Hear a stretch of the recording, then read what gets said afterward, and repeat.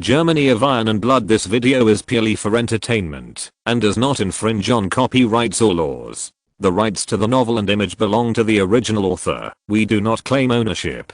Don't like waiting and want to listen to this fanfic in full now? Subscribe to our Patreon, where you'll find the best fanfics. Chapter 676, Eastern Development.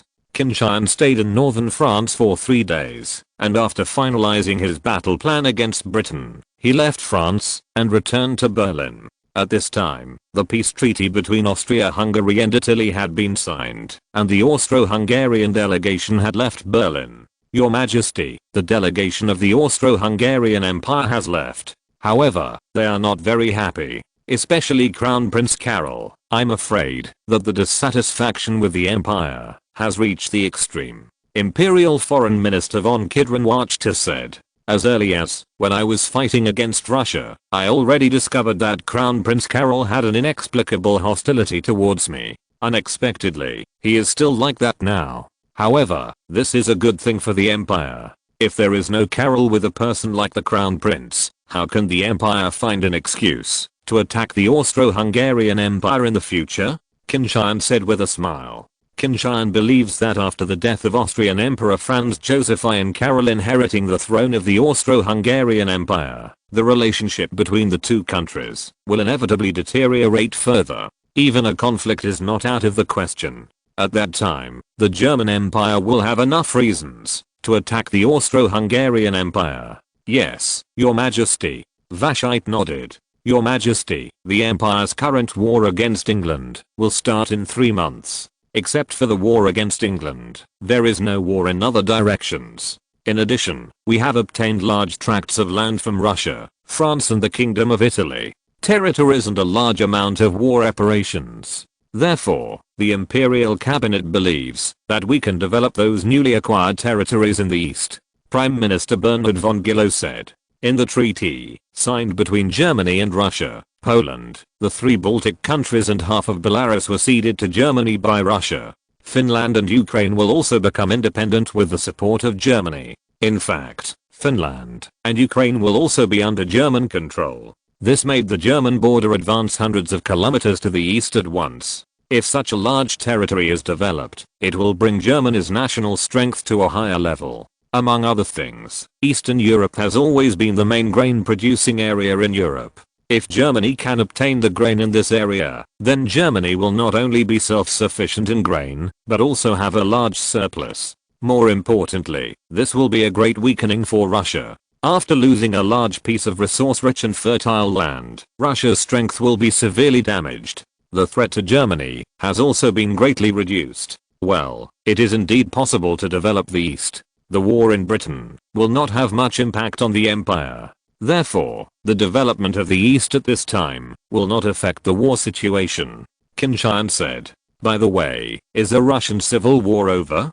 Qin Tian asked. Your Majesty, the Russian Civil War is almost coming to an end. The Cloth Party's army has wiped out the main force of the White Army. Although the remaining White Army is still lingering, it is no longer a threat to the Cloth Party.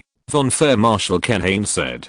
Due to the lack of support from the Allied powers, the strength of the White Army has been greatly weakened compared to another time and space. The army controlled by the Russian Cloth Party has become stronger. Under the Iban flow, it is understandable that the White Army was quickly wiped out by the Cloth Party. Since this is the case, then we have to speed up the development of the East. We must grow stronger in the Cloth Party, develop the East, and prepare for war. Otherwise, once the war breaks out, we will not be able to prevent it. Qin Tian said.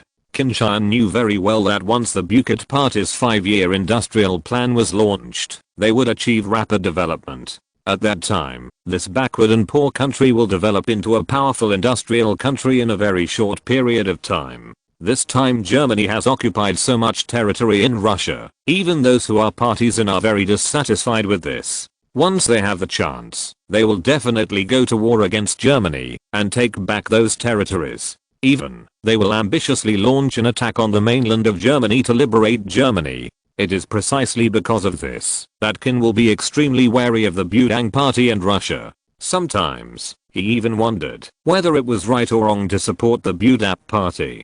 Your Majesty, does the Cloth Party dare to tear up the treaty and attack us? Prime Minister Billow couldn't believe it. Not only Prime Minister Billow, but almost all other military and political ministers of the empire also held the same view. After all, in their eyes, the empire is the most powerful country in the world. The Russian Cloth Party has just seized power in the country not long ago. If they dare to launch a war against Germany, Germany will definitely beat them to the ground. Everyone, don't underestimate Russia and the Russian Burundian Party. Otherwise, you will suffer losses in the future. I can guarantee that Russia in the future will become very powerful under the leadership of the Burundian Party. At that time, they will become an important threat to the empire. Therefore, if necessary, the empire must try its best to destroy them in the future. Qin Tian said. Since the Russian Cloth Party developed rapidly under his support, then, Qin Tian thought he was obliged to destroy them. This is also to ensure the security of Germany. Once Russia defeats Germany, Qin Tian believes that with the ruthlessness of those guys, he will definitely die. Qin Tian's words made everyone pay more attention to Russia and the Burundi Party. They knew that, since Qin Tian said that, there must be his intentions. If this is the case, then the empire will have to find a way to deal with Russia and the Budapest in the future. Your Excellency Prime Minister, has the cabinet drawn up the Eastern Development Plan? Qin Tian asked. Yes, Your Majesty. Although, there are still many guerrillas in the new territory in the east, they are all against the empire. Therefore, before the large-scale development of the east, the army must first eliminate these guerrillas. Prime Minister Billow said. Chief of Staff, I will leave this matter to you. The newly formed troops of the empire can be dispatched to destroy those guerrillas. Since they have no chance to go to the battlefield, then, in order to improve their combat effectiveness, use those guerrillas to train their hands, is also a very good choice. Qin Tian said. Yes, Your Majesty. Von Falkenhayn replied. The troops fighting against Britain are ready. The other troops can only watch. Especially the newly formed troops did not catch the troops on the battlefield. However, soldiers can only become stronger after seeing blood. Therefore, they can only deal with those guerrillas. Chapter 677, Infrastructure Construction. Your Majesty, the General Staff plans to put the 9th Army, the 10th Army, the 11th Army and the 12th Army into the plan to wipe out the guerrillas in the east. The 4 legions, with more than 800,000 people, should be enough to wipe out those guerrillas. However, according to the information we have, many guerrillas are backed by the Russian Cloth Party. Even many guerrillas are directly under their orders. Von Falkenhayn said the Marshal. Since this is the case, it is even more impossible to keep them. Those guerrillas must be wiped out. Only in this way can we boldly develop the eastern part. In the process of governing the Eastern Territory, we must use division and disintegration the method. That is to attract some people and attack some. Those who are willing to be loyal to the empire and work for the empire will be treated preferentially by the empire. Those who oppose the empire will definitely be eliminated by the empire. Or, let them go to farms and mines to coolies. Qin Tian said. In those territories in the eastern part of the empire, there are many territories that are unowned. The German government directly took over those territories. State-owned farms and mines were established. The labor force needed is mainly prisoners of war. The next step is to prepare to wipe out the entire east, throwing all those who oppose the empire to farms and mines to do coolies. In this case, it can be regarded as the best use of everything. Yes, Your Majesty. Von Falkenhayn nodded. How about the transportation network in the Eastern Territory that I asked the cabinet to plan? Qin Tian asked. The territories ceded by Russia to Germany have extremely poor transportation facilities. Otherwise, after the war broke out, the Russian army would not have worked so hard to mobilize to the front line. Poor traffic has posed a great obstacle to the development plan of the empire. As the saying goes, to get rich, build roads first. Although Germany does not necessarily want those local people to become rich. However, the empire desperately needs all kinds of resources here. Only when the construction of transportation facilities is improved, can these resources be transported to the mainland of Germany. What's more, if the empire wants to go to war with Russia in the future, this place will become the front line. Without convenient transportation, the empire's progress in mobilizing troops and transporting combat supplies would be greatly affected. In that case, it will be very detrimental to the empire's war against Russia. In another time and space, Napoleon's expedition to Russia failed, and Hitler's Barbarossa plan finally failed. The main reason is that Russia is too vast. Trading space for time has become the most commonly used tactic by the Russians.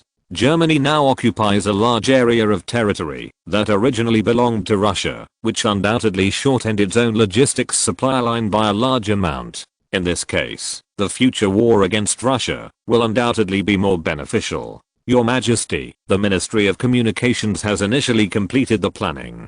The Minister of Transportation replied. Afterwards, he immediately sent the plan to Qin Tian. The planning document is mainly divided into two parts. The first part is the railway, and the second part is the road. Germany's railway network is very dense, and the total mileage of railway operations is among the highest in the world. This is why in this war, the German army can be quickly mobilized to the front line. Therefore, Germany also attaches great importance to the construction of railways in those territories in the east. In the planning of the Ministry of Communications, 3 railways will be mainly built. One is to start from Königsberg in East Prussia and enter the 3 Baltic countries. The main and branch lines of the railway will connect the capitals and eastern cities of the 3 Baltic states. In this case, launching an attack from Narva, Estonia is only about 100 kilometers away from St. Petersburg. It was precisely because the 3 Baltic countries already belonged to Germany that the Russian Cloth Party felt a huge threat, which made them move their capital from St. Petersburg to Moscow. The second railway is from Berlin to Warsaw, and then to Minsk, all the way to the new border in the east. It is far from Moscow, although it is as high as 600 or 700 kilometers. But compared to attacking Moscow from Poland, it has been shortened by hundreds of kilometers. The third railway is built from Warsaw and Minsk to Kyiv, and then from Kyiv to eastern Ukraine. This railway, on the one hand, ensured Germany's control over Ukraine. Once war breaks out, Germany can start from Ukraine and attack the Don River basin and Caucasus in southern Russia. Especially the Baku oil field is the place Qin Tian covets. Although, Germany already has many oil-producing areas. After defeating the United Kingdom, even the Middle East was able to win. But no one would think that they have more oil resources. Especially after taking down the Baku oil field, Russia will have no oil-producing areas. This will be a great weakening producing of Russia's military power. Airplanes, tanks and automobiles are nothing more than scrap metal if there is not enough oil. It can be said that, if these 3 railways are completed, this will allow the empire to greatly strengthen its control over the new territory. At the same time, if the empire wants to fight against Russia in the future, it can also use these railways to transport combat supplies. Logistical pressure will be greatly reduced.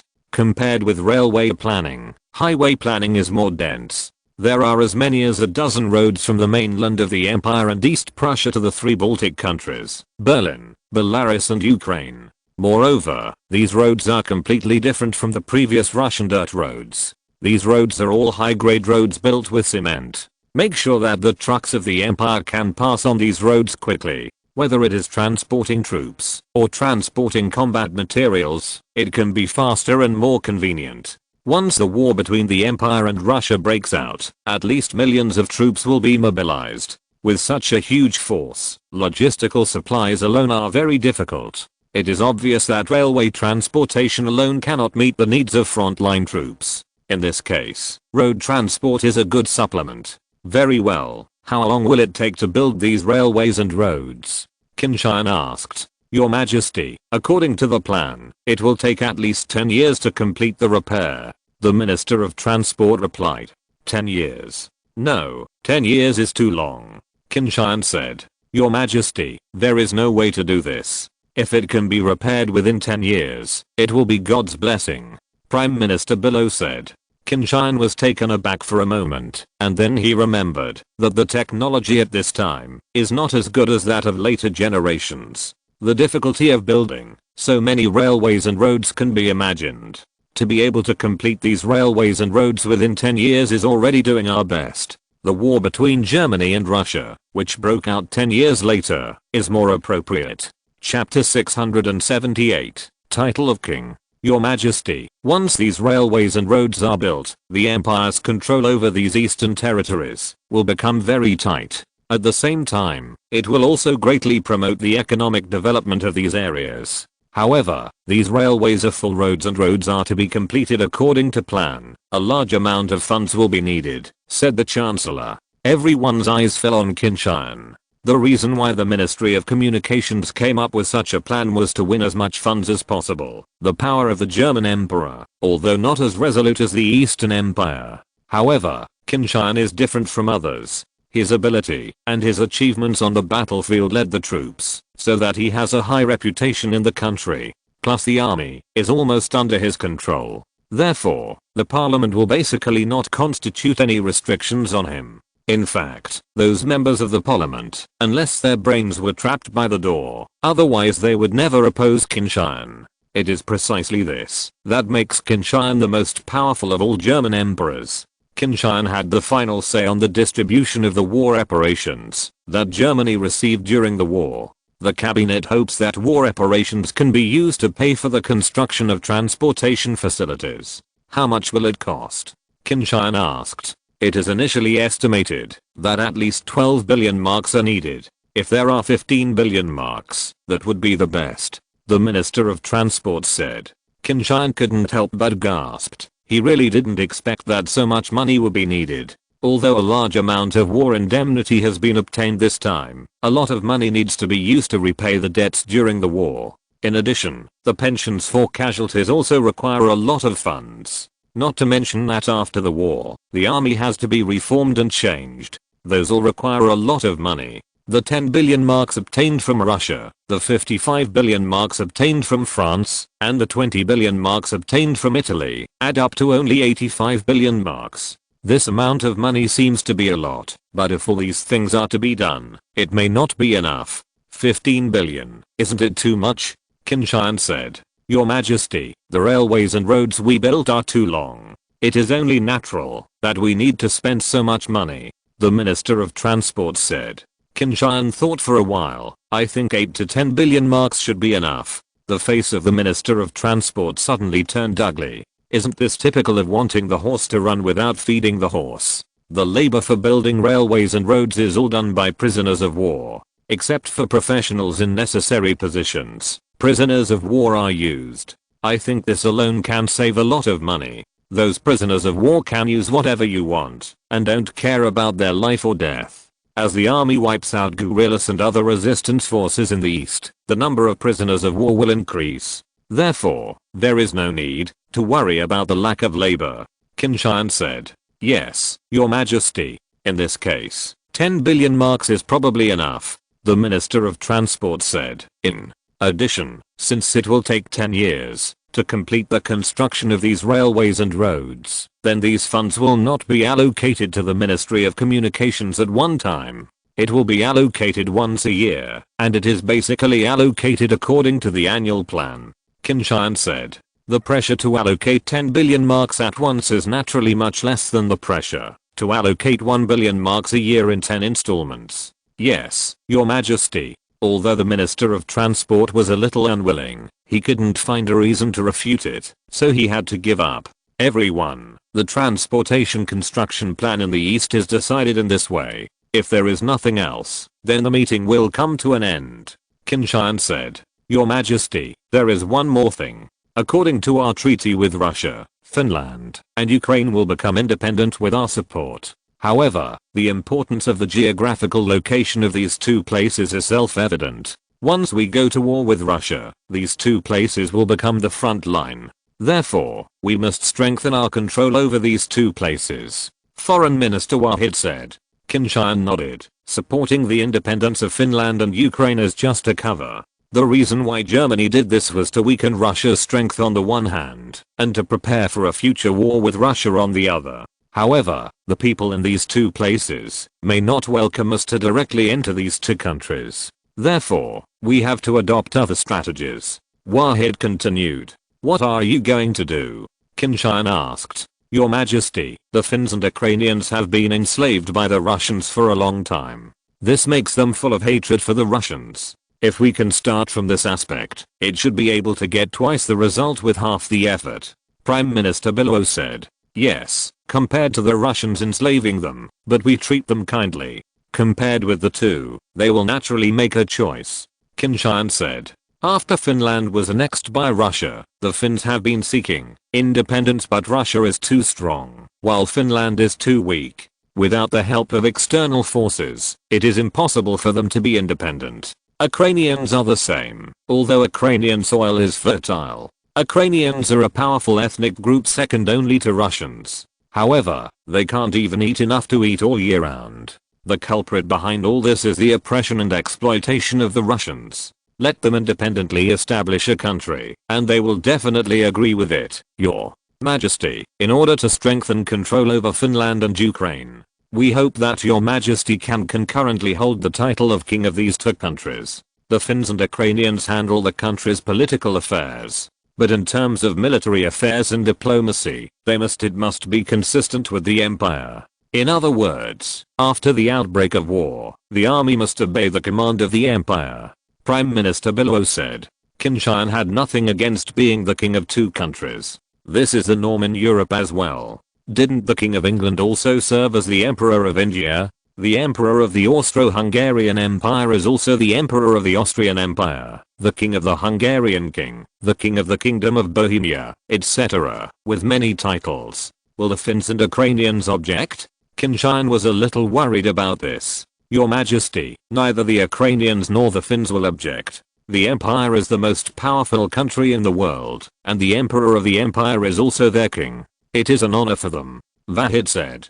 Qin Tian nodded. Then let's do this. Soon, in addition to the title of Emperor of the German Empire, Qin Tian would have to add King of Finland and King of Ukraine. Chapter 679, Ulyanov's concerns. Moscow, Kremlin. This was originally the palace of the Tsar. Even though the capital of Russia was moved from Moscow to St. Petersburg, Moscow's status as the capital has not been weakened much. After the Cloth Party overthrew the rule of the Tsar, it set the capital in Moscow. The main reason is that St. Petersburg is too close to the Germans. The three Baltic countries have been ceded to the Germans. If the Germans send troops from Estonia, it will only take a few days to reach St. Petersburg. Finland will also form an independent country with the support of the Germans. Any fool can guess that Finland after independence is also controlled by the Germans. In this case, the German army can also attack St. Petersburg from Finland. Therefore, if you continue to keep the capital in St. Petersburg, this will put the entire Russian Cloth Party in crisis. After the signing of the Treaty of Brest, the Cloth Party finally withdrew from the war and was able to wholeheartedly deal with the White Army loyal to the Romanov dynasty. After more than half a year of fighting, they have basically stabilized the situation and began to have an overwhelming advantage. However, Ulyanov, as the chairman of the People's Committee, did not feel the slightest joy at the moment. In his office, the senior leaders of the Cloth Party and the senior commanders of the army gathered here. Everyone, our battle against the White Army is about to end. Kolchak and Donetsk won't last long. Soon, our red flags will be planted all over Russia. Ulyanov husband said. The leaders of the Cloth Party and the generals present all showed joy on their faces. Their revolution can only be regarded as a victory after they have completely defeated the White Army. Otherwise, there is a possibility of being counterattacked by the White Army at any time. When the revolution is victorious, these hard-working leaders will not have to live so hard. At least, the treatment is much better than now. However, our party and country are still in crisis. In our west, a huge empire is rising. They will soon become the hegemon of the whole of Europe. If they want to attack us, our army can it withstand their attack? Ulyanov asked. Suddenly, the faces of the generals turned pale. As generals, they naturally knew the combat effectiveness of the army they led. When bullying the White Army with low morale, it is of course invincible. However, if you want to confront the world's most powerful German army, it will undoubtedly be too difficult for them, or even use them to die. Comrade Chairman, we have a close relationship with Germany and have signed a peace treaty. The Germans should not tear up the treaty and attack us, right? Joseph bit the bullet and asked. After all, he has always been in charge of liaising with Germany and the Russian Cloth Party. His relationship with the German side is also very close. Once Germany and the Cloth Party fall out, he will definitely bear the brunt of being suppressed. HMPH. Comrade Joseph. Don't trust the Germans too much. After all, Germany is also one of the most powerful empires in the world. If there are enough interests, I can guarantee that the Germans will definitely betray us. Uriano husband said with great certainty. Comrade Chairman, what should we do? Kristinsky, a member of the organization bureau, was a little worried. After all, compared to Russia controlled by the Boo Party, the German Empire is too powerful. If the German Empire wants to attack Russia, they will definitely not be able to stop it. The Germans will not attack us yet. They have just defeated the French. The peace treaties with France and Italy have just ended. Next, they have to attack Britain. Plus the Germans in this war, the loss is not small. Therefore, the Germans have no possibility of attacking us for the time being. Trotsky said. Comrade Trotsky, what do you think of Germany? Ulyanov asked. Comrade Chairman, there is no doubt that Germany is about to win this world war and become the world's hegemon. Under such circumstances, Russia should not fall out with Germany, let alone provoke Germany, lest they take advantage of it. Although, we have signed a peace treaty with the Germans. But the appetite of the Germans is getting bigger and bigger. One day, the Germans will go to war with us. Trotsky said, Your Excellency, I suggest that after our war with the White Army is over, we should immediately find a way to strengthen our relationship with the Germans. Get some advanced equipment and machines from the Germans. Only when the industry develops, can we only by being able to produce advanced and powerful weapons and equipment can we have the strength to fight against the threat brought by the Germans. Trotsky continued. Ulyanov nodded. Russia's industry was originally underdeveloped, which made it impossible for their army to even have a rifle per person during the war, let alone other advanced weapons and equipment. Facing an army armed to the teeth, relying on courage and faith alone is obviously not enough. Trotsky, as the founder and leader of the Bundesliga army, saw this problem deeply. We can not only buy the advanced machinery and equipment we need from the Germans, but also from other places, such as the Austro-Hungarian Empire or the United States. Especially the United States, they only care about money and don't care about other things. So, as long as there is with money, we can buy what we want. Joseph also said, yes, the Germans are too powerful. They not only pose a serious threat to us, but also pose a serious threat to the United States on the other side of the ocean. If we can unite with the Americans to deal with the Germans, our situation much better. Kamenev also said, although the United States is also a capitalist country, and even sent troops to attack Russia with the Japanese, there are no permanent friends in this world, but only permanent interests. In the case of a common enemy, even the killing of the father and the enemy can have a good time, let alone two countries. The communication between countries is more realistic. Okay, everyone. I know everyone's opinions. I will think about it and then tell everyone my decision. Ulyanov said. Now Ulyanov has also become more powerful. He is not at all like when he signed the Brest Treaty. He was still in the minority in the Bristol Party. Chapter 680, Grain for Machines.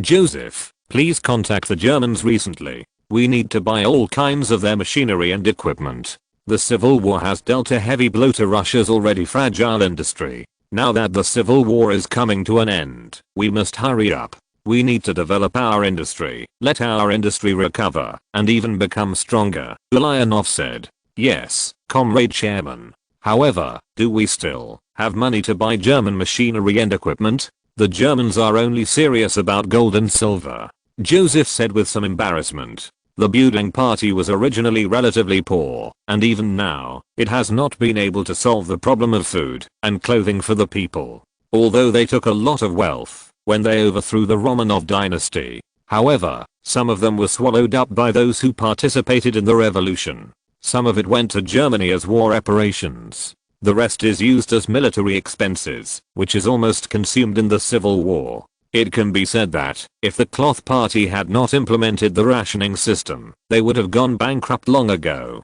Under such circumstances, it is undoubtedly more difficult to purchase machinery and equipment from Germany. Can we get a loan from the Germans? Use the loan to buy machinery and equipment.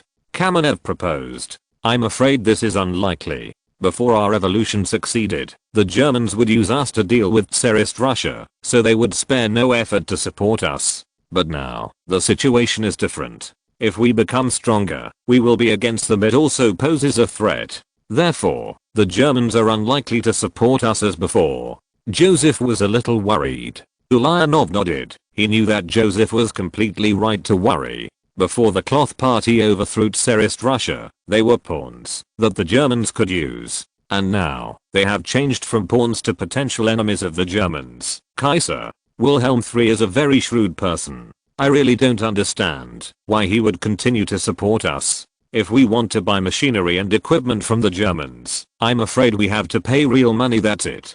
Joseph continued. The Germans can't do it. What about the Americans? Can the Americans give us loans? Kamenev asked. The American army has just withdrawn from Russia. In addition, the Americans are completely businessmen, so it will be even more difficult to get a loan from them. Joseph shook his head. The senior leaders of the Cloth Party and the military in the office were all silent. Although the revolution is about to be completely successful, the crisis they are facing has not diminished at all. For them, the road ahead is still very slim. Comrades, the current situation is very critical. But I believe that with the support of the people, we will be able to win. Ulyanov cheered for everyone, and he did not want them to lose confidence. Although we have no money, we still have other things to exchange with the Germans. Whether it is food, timber or other mineral resources, we have abundant reserves. Whatever the Germans want, we can give them. As long as if we can exchange machinery and equipment from the Germans, we will soon become stronger. At that time, we will naturally not have to be afraid of the Germans. Ulyanov said. Yes, we can exchange with the Germans. Comrade Joseph, do you think the Germans will agree to this? Trotsky also said. I don't know, but I'm willing to talk to the Germans.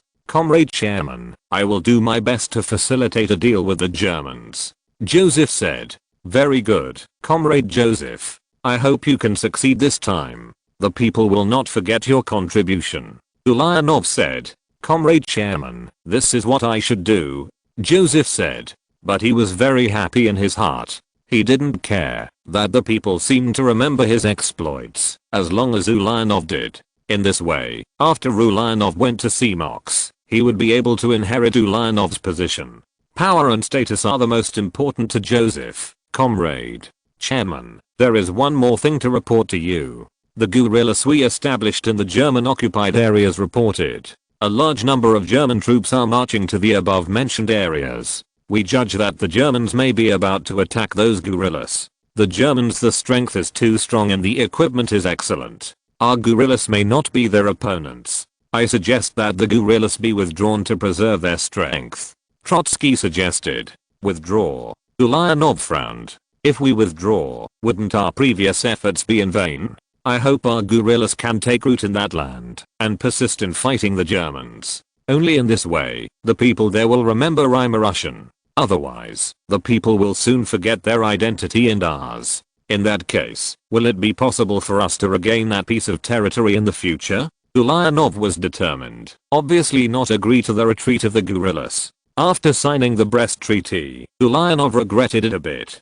After all, in the treaty, their losses were too great. This also made Ulyanov obsessed with that piece of land. That's why Trotsky was asked to form guerrillas in those places, so that one day, when they attack Germany, they can get the support of these guerrillas and defeat the German army under the internal and external attacks. Another reason is to maintain their influence on the people there, so as not to be forgotten by the people. Once it is forgotten by the people, those territories are really lost. Yes, Comrade Chairman.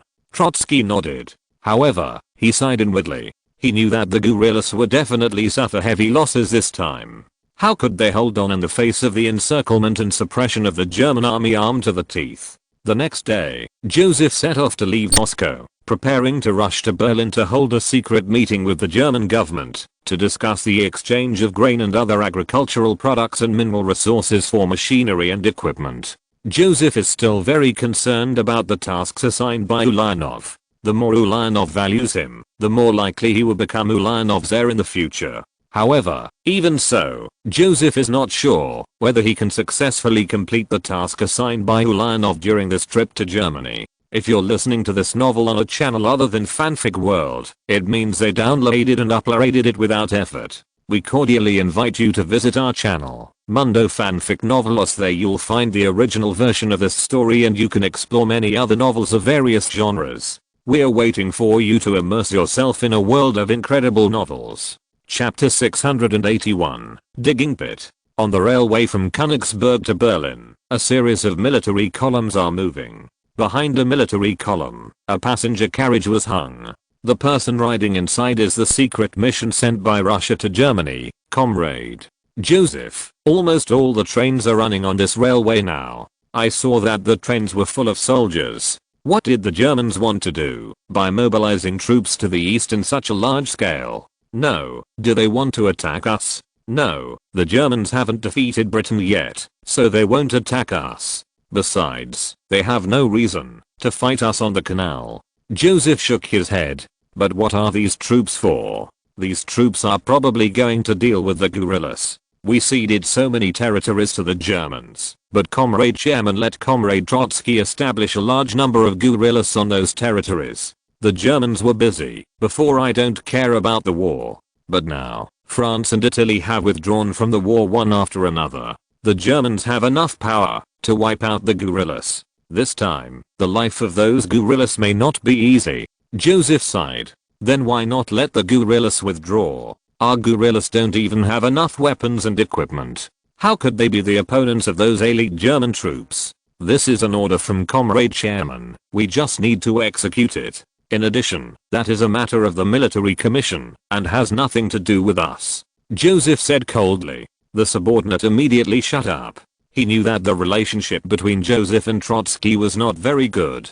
The reason is also obvious. Both of them want to be Ulyanov's heir. This made the two of them in conflict. When Joseph and his party arrived in Berlin, they were immediately picked up by the German Foreign Ministry in a car. At present, the Cloth Party is still considered a scourge in mainstream society. Germany is now the leading brother in the capitalist world, and naturally they don't want other countries to find out that they have links with the Burundi Party. Of course, even governments are well aware of this.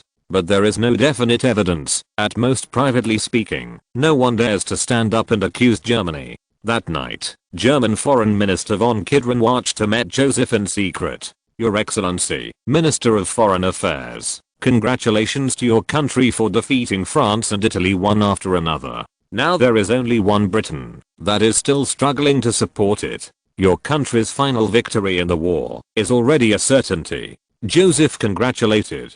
It is only under His Majesty's wise leadership that the empire can achieve its current achievements. Wahid said with a smile. Yes, His Majesty the Emperor of your country is the smartest person in the world. Joseph said. He had dealt with Qin Tian a lot. At the beginning, Qin Tian was just an ordinary prince, although he has outstanding talents in business and warship design. However, status determine that he may be a successful businessman in his life. But unexpectedly, now Qin Tian suddenly became the emperor of the UNO. He is only 27 years old. Such a young emperor, at the helm of the most powerful empire in the world. This is enough to make people all over the world envy. Your Excellency, what is your purpose this time? Wahid asked. Your Excellency, Minister of Foreign Affairs, Russia has been severely damaged by successive years of wars. Now the people's livelihood is dying, and the industrial base has also been destroyed. Although the White Army is still stubbornly resisting, it is no longer a concern. Therefore, we hope to buy a batch of machines from Germany equipment, restore the country's industry, Joseph said. Wahid nodded. Given the current situation of the Burundi Party, if they want to buy machinery and equipment, there is probably only one way to go in Germany. It is impossible for other countries to sell them. Your Excellency, I will report to His Majesty. After all, such a major matter is not something I can make a decision on. Wahid said.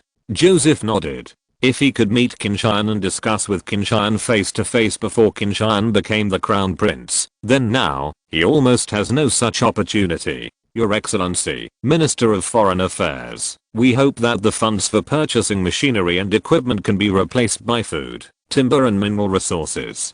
Joseph continued. Okay, Commissioner, I will report the truth to His Majesty. Vashite nodded. The meeting between the two ended soon.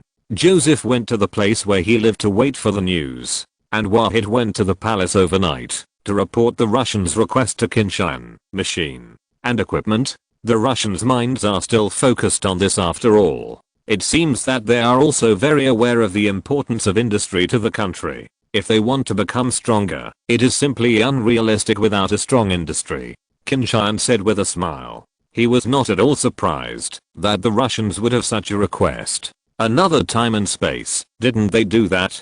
After defeating the White Army, they immediately tightened their belts to develop industry, and finally quickly became one of the world's industrial powers. Your Majesty, do we need to pinch the necks of the Russians? In the entire European continent, after the defeat of Britain, France, and Italy, they are the only ones who can pose a threat to the empire, except for the Austro-Hungarian Empire. You don't often say that once will the Russians be terrible if they develop it? Prime Minister Billow said.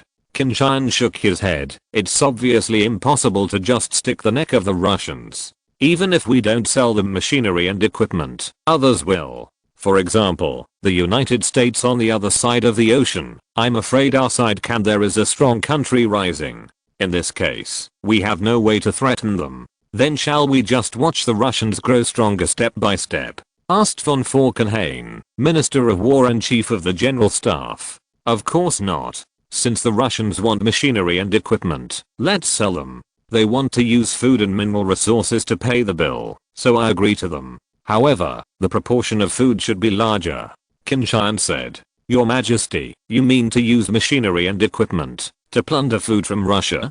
Prime Minister Billow immediately grasped the point. Yes. After Russia lost a large area of grain production, the food supply is already insufficient. If they export a large amount of grain to buy machinery and equipment, what will happen in Russia?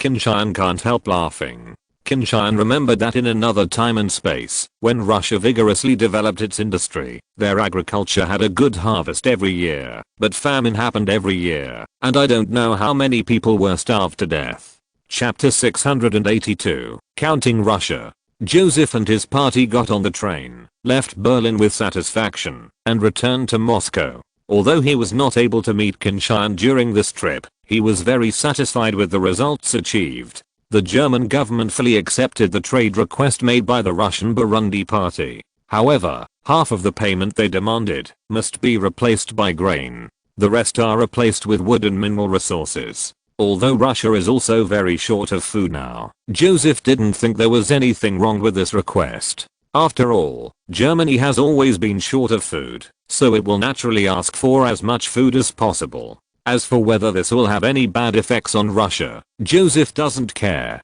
Although he knew that such words might cause many people to starve to death, he didn't care about that much anymore. His task is to get Germany to agree to trade with Russia. Now, his task is complete. As for the others, he didn't think about it. Joseph didn't know how crazy the cloth party would be in order to get more machinery and equipment. They arbitrarily snatched the last grain from farmers, regardless of their life or death. Even if those farmers were starved to death, they didn't care. In their view, as long as the country's industry can be developed again, what's the point of killing some lowly farmers? Your Majesty, the Russians actually agreed to our terms. Don't they know that many people will starve to death? Prime Minister Billow looked surprised. The leaders of the cloth party don't care about the life and death of ordinary Russians. Anyway, Russia's population is too large, and some of them will starve to death. When the empire fights with them in the future, they will face fewer Russian troops. This is very beneficial to us, Qin Tian said. Of course, Qin Tian knew how great a threat it would pose to Germany after the development of Russia's industry. If possible, he certainly hopes to block Russia, so that the Russian industry will never be able to recover and develop.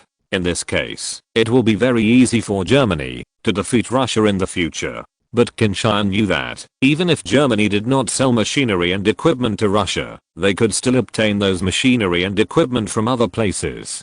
For example, The United States on the other side of the ocean, they must be very happy to make Russia stronger again. In this case, Germany's energy will be firmly restrained on the European continent, and it will not pose the greatest threat to the United States. So, instead of letting the Americans trade with the Russians, make a lot of profit from the Russians, then this business might as well let Germany do it. It also enabled Germany to earn enough profits from it. What's more, they can also secretly calculate the Russians and make the Russians pay a higher price for it. In this case, it is in the best interest of Germany.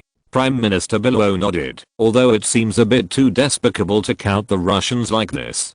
But, for the sake of the empire, what is it to be mean? As long as the empire can grow stronger, that's enough. By the way, let the Ministry of Foreign Affairs contact the Russians. We are very happy to help the Russians develop their industry and economy. In this regard, our two countries can have in-depth exchanges and cooperation. Qin Tian continued. Your Majesty, is this to make Russia stronger? Prime Minister Bismarck felt that his head was not enough. Russia will definitely become an enemy of the empire in the future, and if Russia becomes stronger, it is clearly asking for trouble for itself. At that time, if it wants to defeat Russia, the empire will have to pay a greater price and let more boys die on the battlefield. Your Excellency Prime Minister, I know what you are worried about. Don't worry, I did this entirely to count the Russians. The traffic conditions in Russia are too bad. Once we want to destroy Russia, those muddy roads will become our worst enemy. Therefore, when we help the Russians develop their industry and economy, we also help the Russians to develop transportation. We help the Russians plan a large number of railways and roads. This can certainly make Russia develop faster and stronger. However, once the war breaks out, those railways and highways will enable the empire's army to advance quickly, and if you are lucky, you can even fight all the way to Moscow. Qin Tian continued. Prime Minister Bismarck opened his mouth wide, as if he couldn't believe it. After all, this is too exaggerated. The Russians are not fools. How could they agree? But he also knew that this would be very beneficial to the empire. Once this plan of the empire is really realized, the empire may be able to completely defeat Russia and destroy them. Your Majesty, I will let the Ministry of Foreign Affairs do its best to handle this matter. I hope the Russians will agree to cooperate with us. Prime Minister Bismarck said. Qin Tian nodded. After Bismarck left, Qin Tian also thought about whether this plan would be successful. The reason why Napoleon failed to attack Russia was not so much lost to the Russians as it was lost to the cold winter and poor logistical supplies. Russia's territory is too vast, which makes them have a jaw-dropping depth. Coupled with poor transportation facilities, this will drive all the troops attacking Russia crazy by logistics. Isn't it the same for the German army in another time and space? The head of state's millions of troops attacked Russia and achieved great success in the early stage, eliminating a large number of Russian forces. However, Russia's poor transportation and huge depth made it impossible to fill in after millions of troops were filled in. In the end, the Russians not only held the capital, but also began to counterattack with a huge force, causing the German army to fail. Qin Tian became the emperor of the empire. He knew that sooner or later there would be a war between the empire and the Russians. The Russian Cloth Party wants to liberate the world, and Germany, the world hegemon and the boss of the capitalist world, has become the target they must defeat. And Qin Tian is not willing to allow a country that can threaten Germany's security to exist in Germany. Therefore, he hopes to defeat Russia in one fell swoop in the war. If you do this, Germany's position will be strengthened, and the threat will be eliminated. I hope God blesses the Russians to agree to vigorously develop transportation. At that time, the powerful German armored forces will be able to kill Moscow and other major Russian cities along the roads and railways. Then, this battle will be good. I have played a lot. Qin Tian murmured. Chapter 683, Happy Life. One of the main tasks of the German government in the near future is to support the independence of Finland and Ukraine. According to the plan, the two countries will establish the Kingdom of Finland and the Kingdom of Ukraine. The king, on the other hand, is held concurrently by the Emperor of the Empire. Your Majesty, both the Finns and the Ukrainians have agreed that Your Majesty will be the king of the two countries. However, they propose that the next king can be chosen from among your heirs. Prime Minister Below said. Qin Tian shook his head. It seems that they still want to completely get rid of the control of the empire and truly achieve independence. This article clearly rejects them. Tell them that the king can only be concurrently held by the emperor in the future. The imperial family cannot. Princes will be sent to serve as kings of these two countries. Of course, they can also refuse. But what that means, they should be very clear. Qin Tian knew that, if his heirs were to be the kings of Finland and Ukraine, then once a generation or two passed, the two sides would have their own divisions. In this way, Finland and Ukraine can take the opportunity to get rid of Germany's influence and truly achieve independence. European countries are fighting each other endlessly, but the royal families of various countries are often related by blood. But even so, everyone was bleeding like a river. In order to avoid this from happening, Qin Tian did not agree to the demands of the Finns and Ukrainians. As long as the kings of the two countries are always held concurrently by the imperial emperor, then these two countries will inevitably be affected by the empire. Yes, your majesty, I understand. I will reject the Finnish Ukrainians. I believe they will not have the guts to refuse. Prime Minister Below said. Qin Tian nodded. He also believed that Below would handle these people well, although we promised that the government affairs of the two countries will be handled by themselves. However, the governments of the two countries are still being formed. There are many places that need guidance from the empire. The government will send a certain number of officials to guide them. I only have one requirement, that is, the policies implemented in the two countries must be beneficial to the general public. Abolish those harsh taxes and make people's lives better and better. In the empire's trade with the two countries, they must also feel in this way, the people of the two countries will be grateful to the empire. The empire can truly use the power of these two countries. Perhaps, many years later, when the people of the two countries fully agree with the empire, maybe you can take the initiative to join the empire. Qin Tian said. Yes, your majesty, I will arrange someone to do it. Prime Minister Below nodded. He knew what Qin Tian meant, which was to win the hearts of the people in these two countries. After gaining the approval of the people of the two countries, everything will come naturally. In Kyiv, the capital of Ukraine, in a small town called Ipin not far from here, Ukrainians are celebrating the blockade. The heavy ears of wheat have been threshed and are being dried. After drying, it can be stored in the warehouse. Almost every Ukrainian face is filled with joy and happiness. As Russia's main granary, Ukraine's grain plays a pivotal role in Russia. However, it is a pity that Ukraine provides Russia with a large amount of food, but the vast majority of Ukrainians can't even fill their stomachs. Many people even had to rely on wild vegetables to survive when they were green and yellow, and not a few people died of starvation every year. Although Ukrainians are the second largest ethnic group in Russia, however, they have no status in Russia. All along, they have been oppressed and exploited by the Russians. Most of the grain they harvest every year has to be handed over to the Russian government, and they can only keep a small part. In order to be able to change their own destiny, the Ukrainians also resisted. However, after the fierce Cossack cavalry cut off the heads of all Ukrainians who dared to resist with sabers, the remaining Ukrainians were honest and could only be exploited by the government honestly. The only thing they could look forward to was death. Then you can go to heaven. Of course, no one knows whether there is a heaven, and no one has really seen that thing. This is just a strategy used by the rulers to fool the people, just like the Chinese believe in an afterlife. But now, the lives of Ukrainians have undergone earth-shaking changes. Those vicious Russian tax officials have left. In their place are the Ukrainian government's own tax collectors. The new taxes are also very low, compared with the Russians who asked them to hand over most of the food to the government. The new tax only needs a small part of the food they grow. Most of the food is their own. This makes these Ukrainians even more motivated. God bless, the brutal Tsar has finally been overthrown. Starting today, the happy life of Ukrainians will come. An old man with a grey beard looked at the wheat he was drying, with an old face smiling like chrysanthemums. Uncle Kasi, is there anything happy? You are smiling so happily? A middle-aged man passing by asked. Is there anything I'm happier than my family's harvest? This year, I don't have to go hungry. Kasi said. That's right. This year's taxes are also very low, so I don't have to look for wild vegetables everywhere.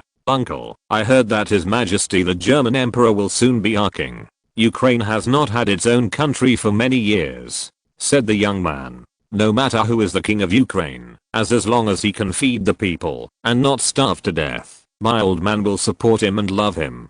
Kasi said. Indeed, the people are simple. This is especially true for those farmers who deal with the fields. As long as they can have a bite to eat and fill their stomachs, they will be content with the status quo and be grateful. No matter who will be their king, as long as they can do this, they will be able to win the love of the people. The same situation is happening throughout Ukraine. The Ukrainian people who are accustomed to being exploited are very satisfied with their current life. Although everyone is still poor, they already have hope for their future life. They believe that life will get better and better in the future. Under such circumstances, there was little objection to a German Kaiser serving as their king. Even because they can live a happy life, everyone loves His Majesty the King who is far away in Berlin.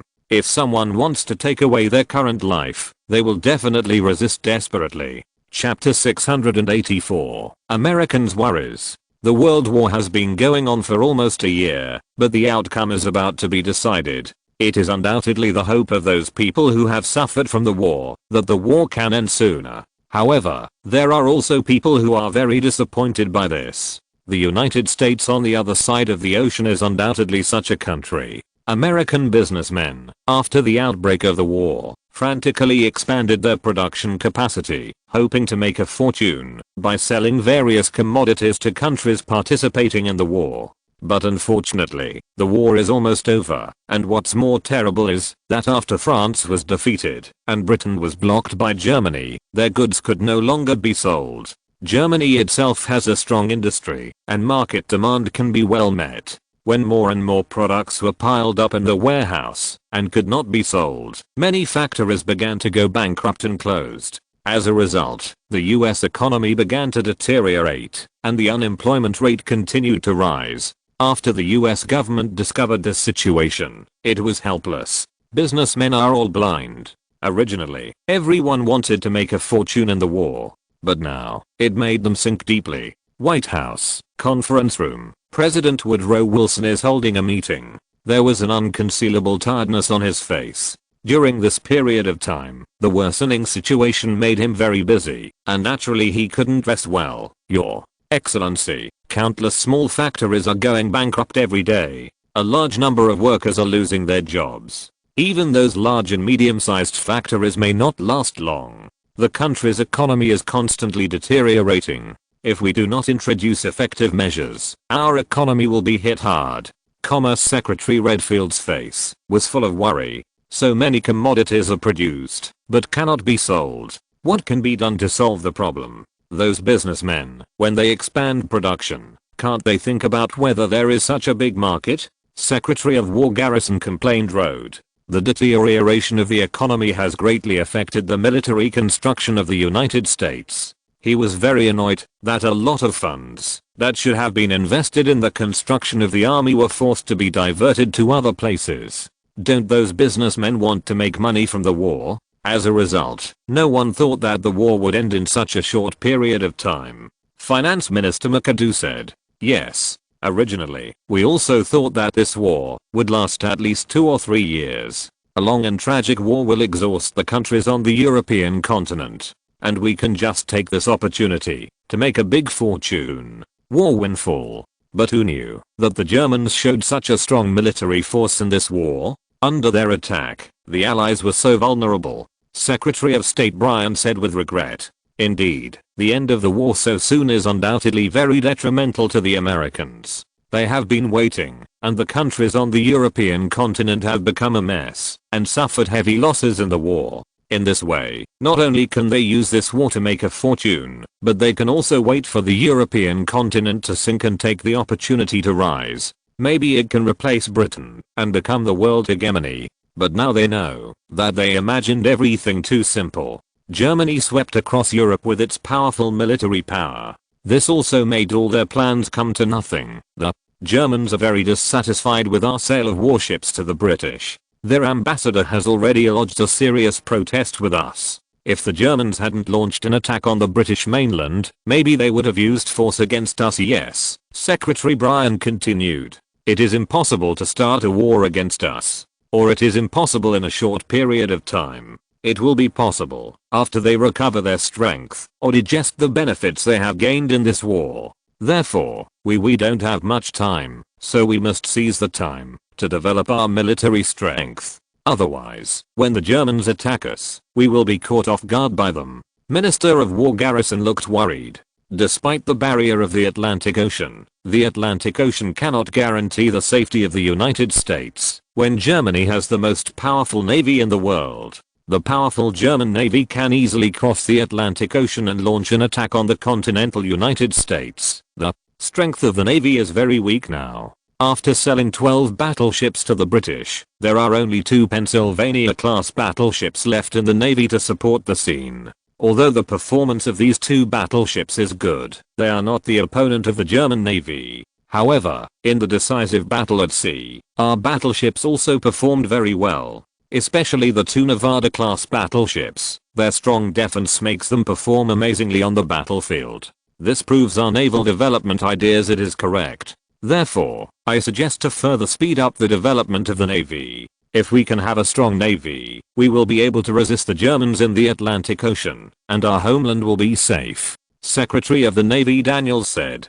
In order to ensure the security of the American Republic, armaments must be vigorously developed. No matter how hard it is, and how bad the finances are, the funds allocated to the military cannot be delayed. As for the domestic economic problems, I'm afraid that the only way to wait for those small factories to collapse after that, we will find a way to support it. After all, the production capacity has expanded so much, if it does not shrink, the economy will not be able to improve. President Woodrow Wilson said. The other cabinet ministers nodded.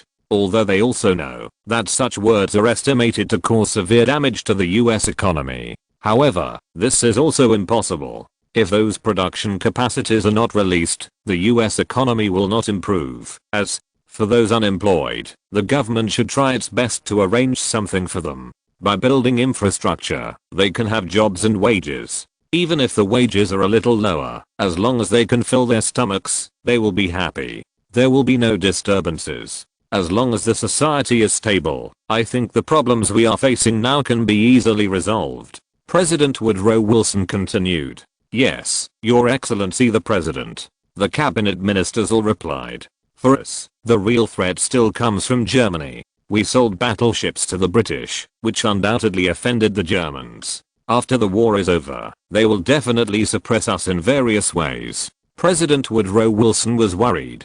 Chapter 685, Developing Arms. Your Excellency Daniels, how many capital ships are we building? President Woodrow Wilson asked. In the case of a country facing a crisis, only a strong army is the guarantee of safety. Especially the Navy. Whether it can keep the enemy out of the country depends on whether the Navy can withstand the attack of the German Navy. Your Excellency, in addition to the 2 Pennsylvania-class battleships already in service, there are 3 New Mexico-class battleships under construction, which are expected to enter service by the end of the year. Next year, we will have 2 more Tennessee-class battleships serving with 3 Colorado-class battleships. Among them, the Colorado-class battleships use 406mm main guns. This is larger than the main gun caliber of the largest German battleships. If you have these 10 powerful battleships, our Navy also has a certain ability to protect itself, Daniels said.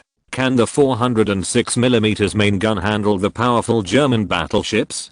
President Woodrow Wilson seemed very interested in this. Your Excellency, our 406mm main gun adopts British technology and is 45 times the caliber.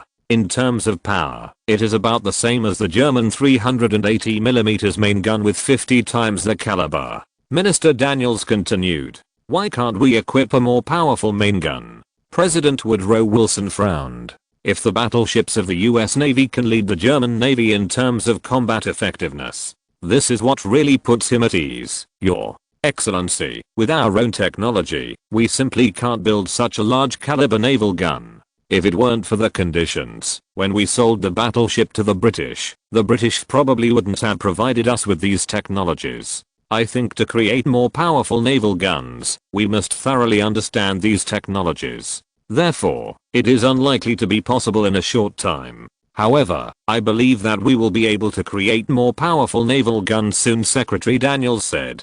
President Woodrow Wilson nodded. He knew that these technical matters cannot be forced. The scientific and technological foundation of the United States is inherently worse than that of European countries. It is already very good to be able to catch up. We are building more powerful battleships. What about the Germans? They won't be idle either? Secretary of State Bryan asked. After all, Germany received so much war indemnity in this war, it is impossible not to use it to develop armaments. There is no news about the next class of battleships from the Germans. However, it is not ruled out that the Germans are quietly building them. Therefore, the Admiralty has already begun to design the follow-up battleships. After the Colorado-class battleships, we plan to build 2 North Carolina-class battleships and 4 South Dakota-class battleships. If you can catch up with the 50 caliber 406mm service, you will use the new naval guns. If you can't keep up, you can only use 45 times the caliber 406mm naval gun, Minister Daniels continued. Although each of these battleships requires a large amount of military expenditure, for the sake of national security and strength, President Woodrow Wilson decided to persevere. Spending a lot of money to develop armaments is far better than paying them a lot of war reparations after being defeated by the Germans. Germany's vigorous blackmail of France and the Kingdom of Italy in this war has already scared the Americans. War reparations of tens of billions of marks made the Americans very jealous while worrying how wonderful it would be if they got these war reparations. So far, Germany has received a total of 70 billion marks in war reparations, equivalent to $14 billion US. At this time, the annual fiscal revenue of the United States is only more than $700 million US, which is already equivalent to the fiscal revenue of the United States for 20 years. Any country would probably be very jealous of this. In addition, Your Excellency, the Germans used aircraft in the 2 decisive battles at sea, and each time was more powerful. According to the information we have gathered, the Germans should be equipped with a large-scale airfield that can serve as an airport at sea. Ships. This enables their aircraft to take off and land at sea, thus launching attacks on warships on the sea. At least, judging from the current situation, the strength of such ships of the Germans is very powerful. In naval battles, there are already quite a few battleships sunk by German planes. Minister Daniels continued. The Germans are once again ahead of us. President Woodrow Wilson sighed. We must start research in this area, and we must find a way to catch up with the Germans. Otherwise, we must be the ones who suffer in the end. President Woodrow Wilson said, "Yes, Your Excellency. I have asked the intelligence department to focus on collecting information on the German aircraft carrier. However, the Germans have sealed it tightly, and there is not much useful information at all. Therefore, I'm afraid we have to develop it ourselves. This requires a lot of research and development funds." Secretary Daniels continued. "Let's find a way to increase investment in this area. No matter how difficult it is, we must succeed in research and development. We can't fall too far behind the Germans. Otherwise, we will be the ones who fail in the end." President Woodrow Wilson said, "Yes, Your Excellency the President." Secretary Daniels nodded. With the President's clear support, the next aspects of the matter will be much easier to handle. At least in terms of funding, there will be no problems. The armaments of the army must be vigorously developed. The Germans used a large number of tanks on the battlefield. It was those tanks that easily broke through the defense lines of the Allied forces. The American Republic cannot lag behind Germany in this regard, people, reminded President Woodrow Wilson. "Yes, Your Excellency. We have obtained relevant tank technical drawings from the British. However, the British tanks are very bad, so our soldiers do not intend to imitate them, but develop them by ourselves after thoroughly understand these technologies. Come out with more powerful tanks," said Secretary of War Garrison. President Woodrow Wilson nodded again and again. "In this case, it couldn't be better. The US Army and Navy are actively developing their own strength to prepare for future resistance to German invasions. Chapter 686, The British Way Back. London, the capital of the United Kingdom, has become desolate here. On the streets, trenches were being dug and fortifications being built everywhere. The citizens of London were also mobilized to help the army build fortifications. Of course, the participating citizens can get a little food, that is barely enough to survive. But this has already made those starving citizens ecstatic. As the capital of the British Empire, once the German army lands on the British mainland, London will inevitably be attacked. The building of fortifications begins now, to make London a fortress. Of course, that's an exaggeration. But the new Prime Minister Churchill undoubtedly hoped that the Germans would shed blood in London. Downing Street, Prime Minister's office, meeting room.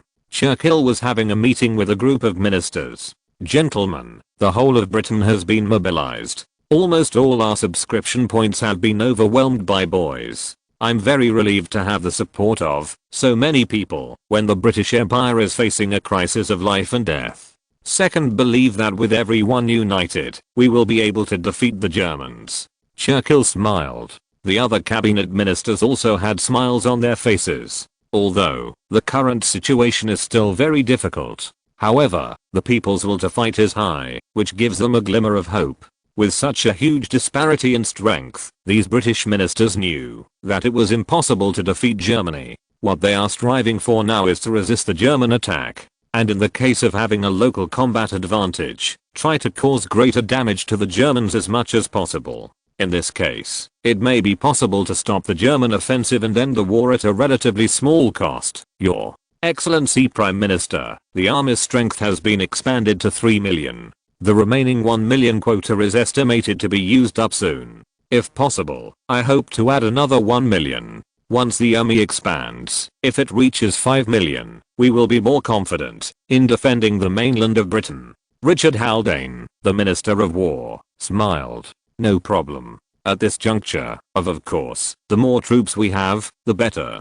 Churchill said. Although, if the army is expanded to 5 million, almost all the young adults of the right age will be taken into the army. But Churchill didn't care at all. What he cares about is to resist the German attack, which is the most important thing. After mobilizing so many troops, do we have so many weapons and equipment to arm them? We can't let them go to the battlefield with bare hands, right? Sir Edward Grey, the Foreign Secretary, frowned. Britain is now in lockdown, and almost all factories have shut down. Even for those arsenals, due to the lack of raw materials, the operating rate is getting lower and lower. Without enough weapons and equipment, what to use to arm those soldiers? It is true that we are seriously short of weapons and equipment. Only 2 million people can be guaranteed to be armed.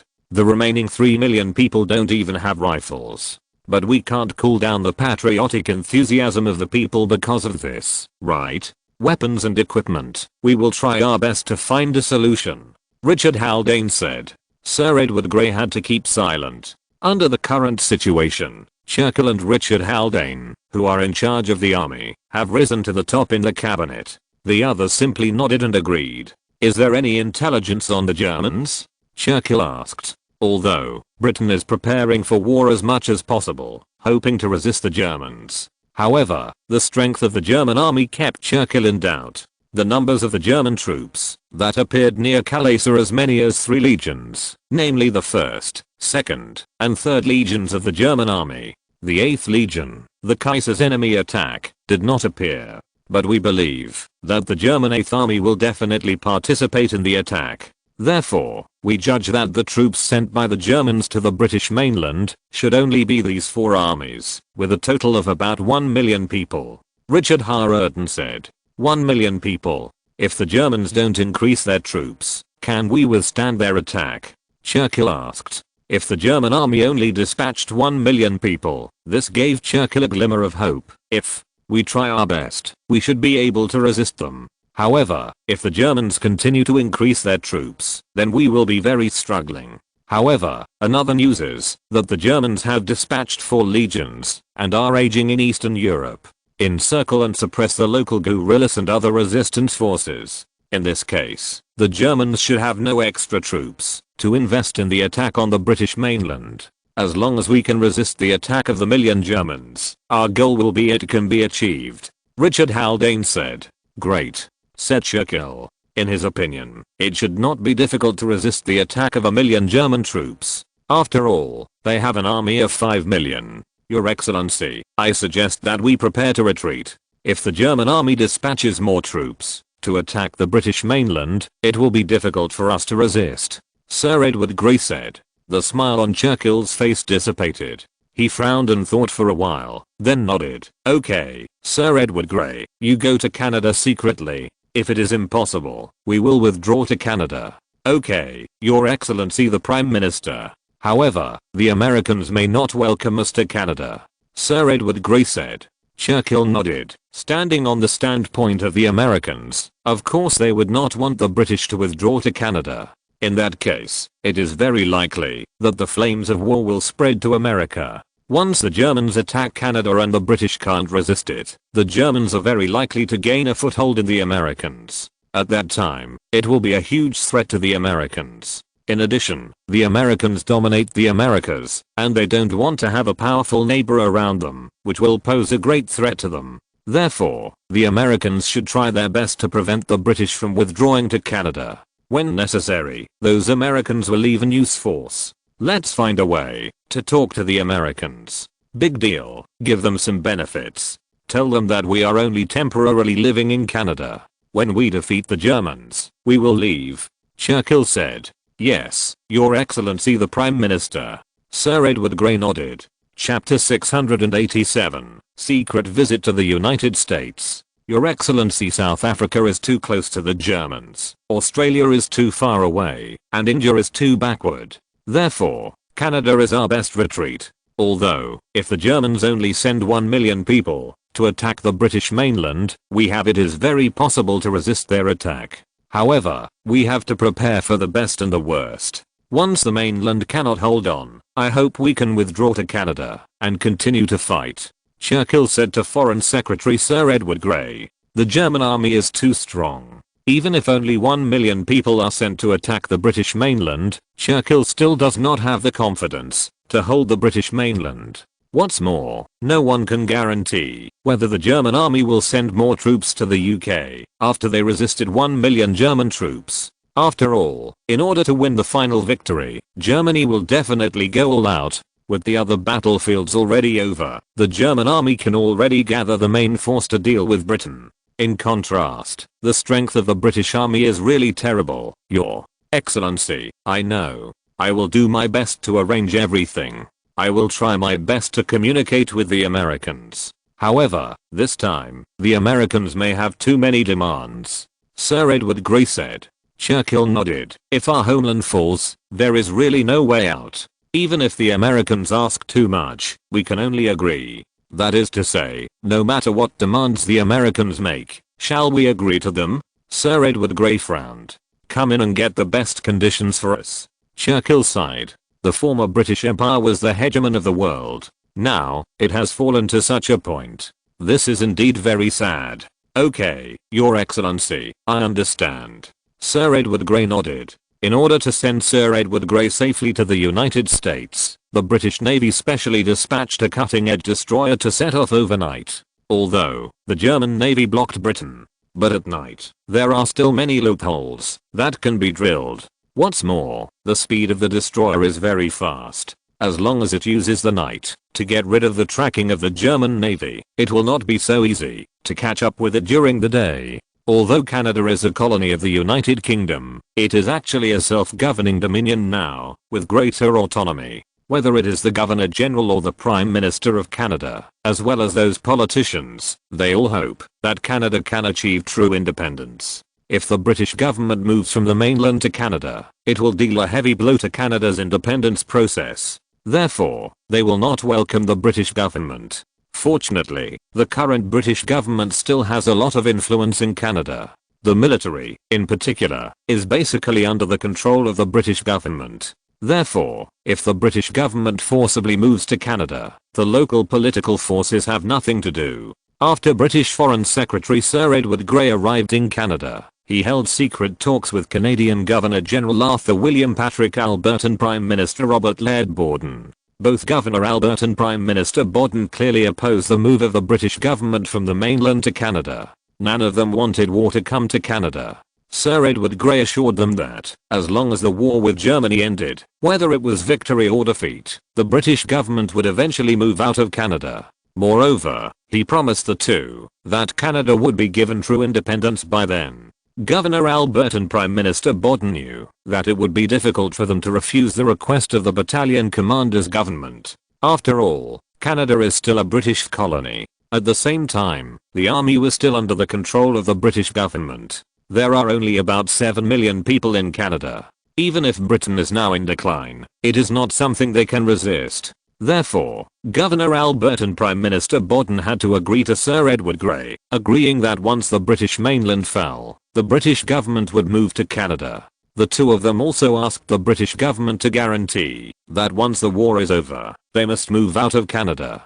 At the same time, try to avoid the flames of war from burning to Canada. The current Canadian body is too fragile to withstand a tragic war at all. After Sir Edward Grey basically solved the Canadian problem, he secretly went to the United States and held a secret meeting with US Secretary of State Bryan in Washington. Your Excellency, the Germans are about to launch an attack on our homeland. Although the British Empire will continue to resist and persist until the end, we have to admit that the Germans are too powerful. Even if we try our best, we may not necessarily be able to withstand a German attack, said Sir Edward Grey. Your Excellency, I can fully understand.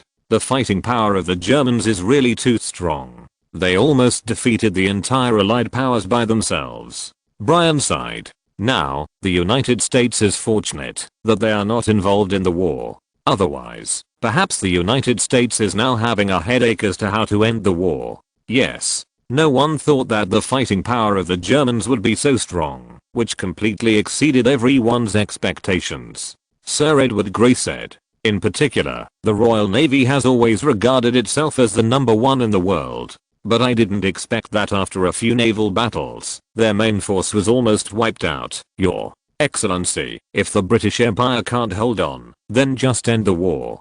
The United States of America can mediate for you. Of course, the Germans are very greedy. If the British Empire wants to end the war, it will definitely pay a huge price, said Bryan.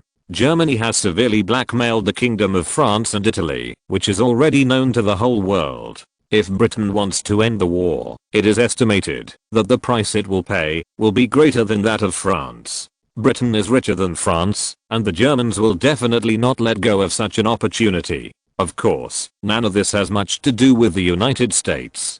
The United States hopes that Britain will continue to exist. In this case, with the enmity between Britain and Germany, they can undoubtedly hold back part of the energy of the Germans. America will be safer. Even though the United States is doing its best to develop its armaments, they know that the military gap with Germany is too great. Without long-term accumulation, it is almost impossible to catch up with Germany. With the British at the front, they will be under a little less pressure. If you're listening to this novel on a channel other than Fanfic World, it means they downloaded and uploaded it without effort. We cordially invite you to visit our channel, Mundo Fanfic Novelos. There you'll find the original version of this story and you can explore many other novels of various genres. We're waiting for you to immerse yourself in a world of incredible novels. Chapter 688, American Choice. Your Excellency, Secretary of State, the British Empire will not surrender to the Germans, and we will continue to persevere. Even if the mainland is completely occupied by the Germans, we will not give up resistance. Sir Edward Grey said. US Secretary of State Bryan frowned suddenly, and he heard the potential meaning of Sir Edward Grey. That is, even if the British mainland falls, they will not give up hope, and will continue to fight. Your Excellency, what do you mean? Bryan asked. Your Excellency, Secretary of State, we plan that once the British mainland falls, we will retreat to Canada and continue to resist the Germans. Sir Edward Grey said directly. What? Your government is moving to Canada? Bryan exclaimed. Obviously, he never expected the British to have such great determination. In addition, this is not a good thing for the United States. Yes, Your Excellency, we will continue to resist. Sir Edward Grey said. But, in that case, the flames of war will be ignited in America. Brian's expression became a little serious. Once the Germans occupy the mainland of the British Empire, they may not have much force to attack Canada. Therefore, we should be safe. Sir Edward Grey said. Once the Germans have finished digesting the occupied areas, they will definitely attack Canada. Of course, this time may be a few years, or it may be longer. But the Germans launched an attack on Canada, which is impossible. Stop it. At that time, the flames of war will burn on the American continent. Brian said, Your Excellency, we will desperately resist the Germans at that time. Huh? Can you resist the Germans? Canada only has a few million people, and at most an army of hundreds of thousands of people is armed. The Germans can easily crush you. Your Excellency, Secretary of State, I think the United States will not sit idly by then, right? After all, once Germany captures Canada, their next target must be the United States. There will be no doubt about it. Your Excellency, are you deliberately trying to bring the flames of war to the United States, and then use the power of the United States to take revenge? Brian's face became very ugly. Of course not. Your Excellency, Secretary of State, you should be very clear that after the Germans defeated us, no matter what, the United States will become the next target of the Germans. The United States is too large. The economy is also very developed. Coupled with the barriers of the Atlantic Ocean and the Pacific Ocean, the security of the United States can be guaranteed. Therefore, the United States already has the basic conditions to become the world hegemony. The Germans defeated the British Empire to become the new world hegemony. Will they be willing to see their hegemony threatened by the United States? Therefore, once the Germans recover, they will inevitably suppress the United States, even including military strikes. The British Empire has been the world hegemony for hundreds of years. We have always done that. It's just a pity that this time we couldn't deal with the Germans, but we're about to be defeated by them.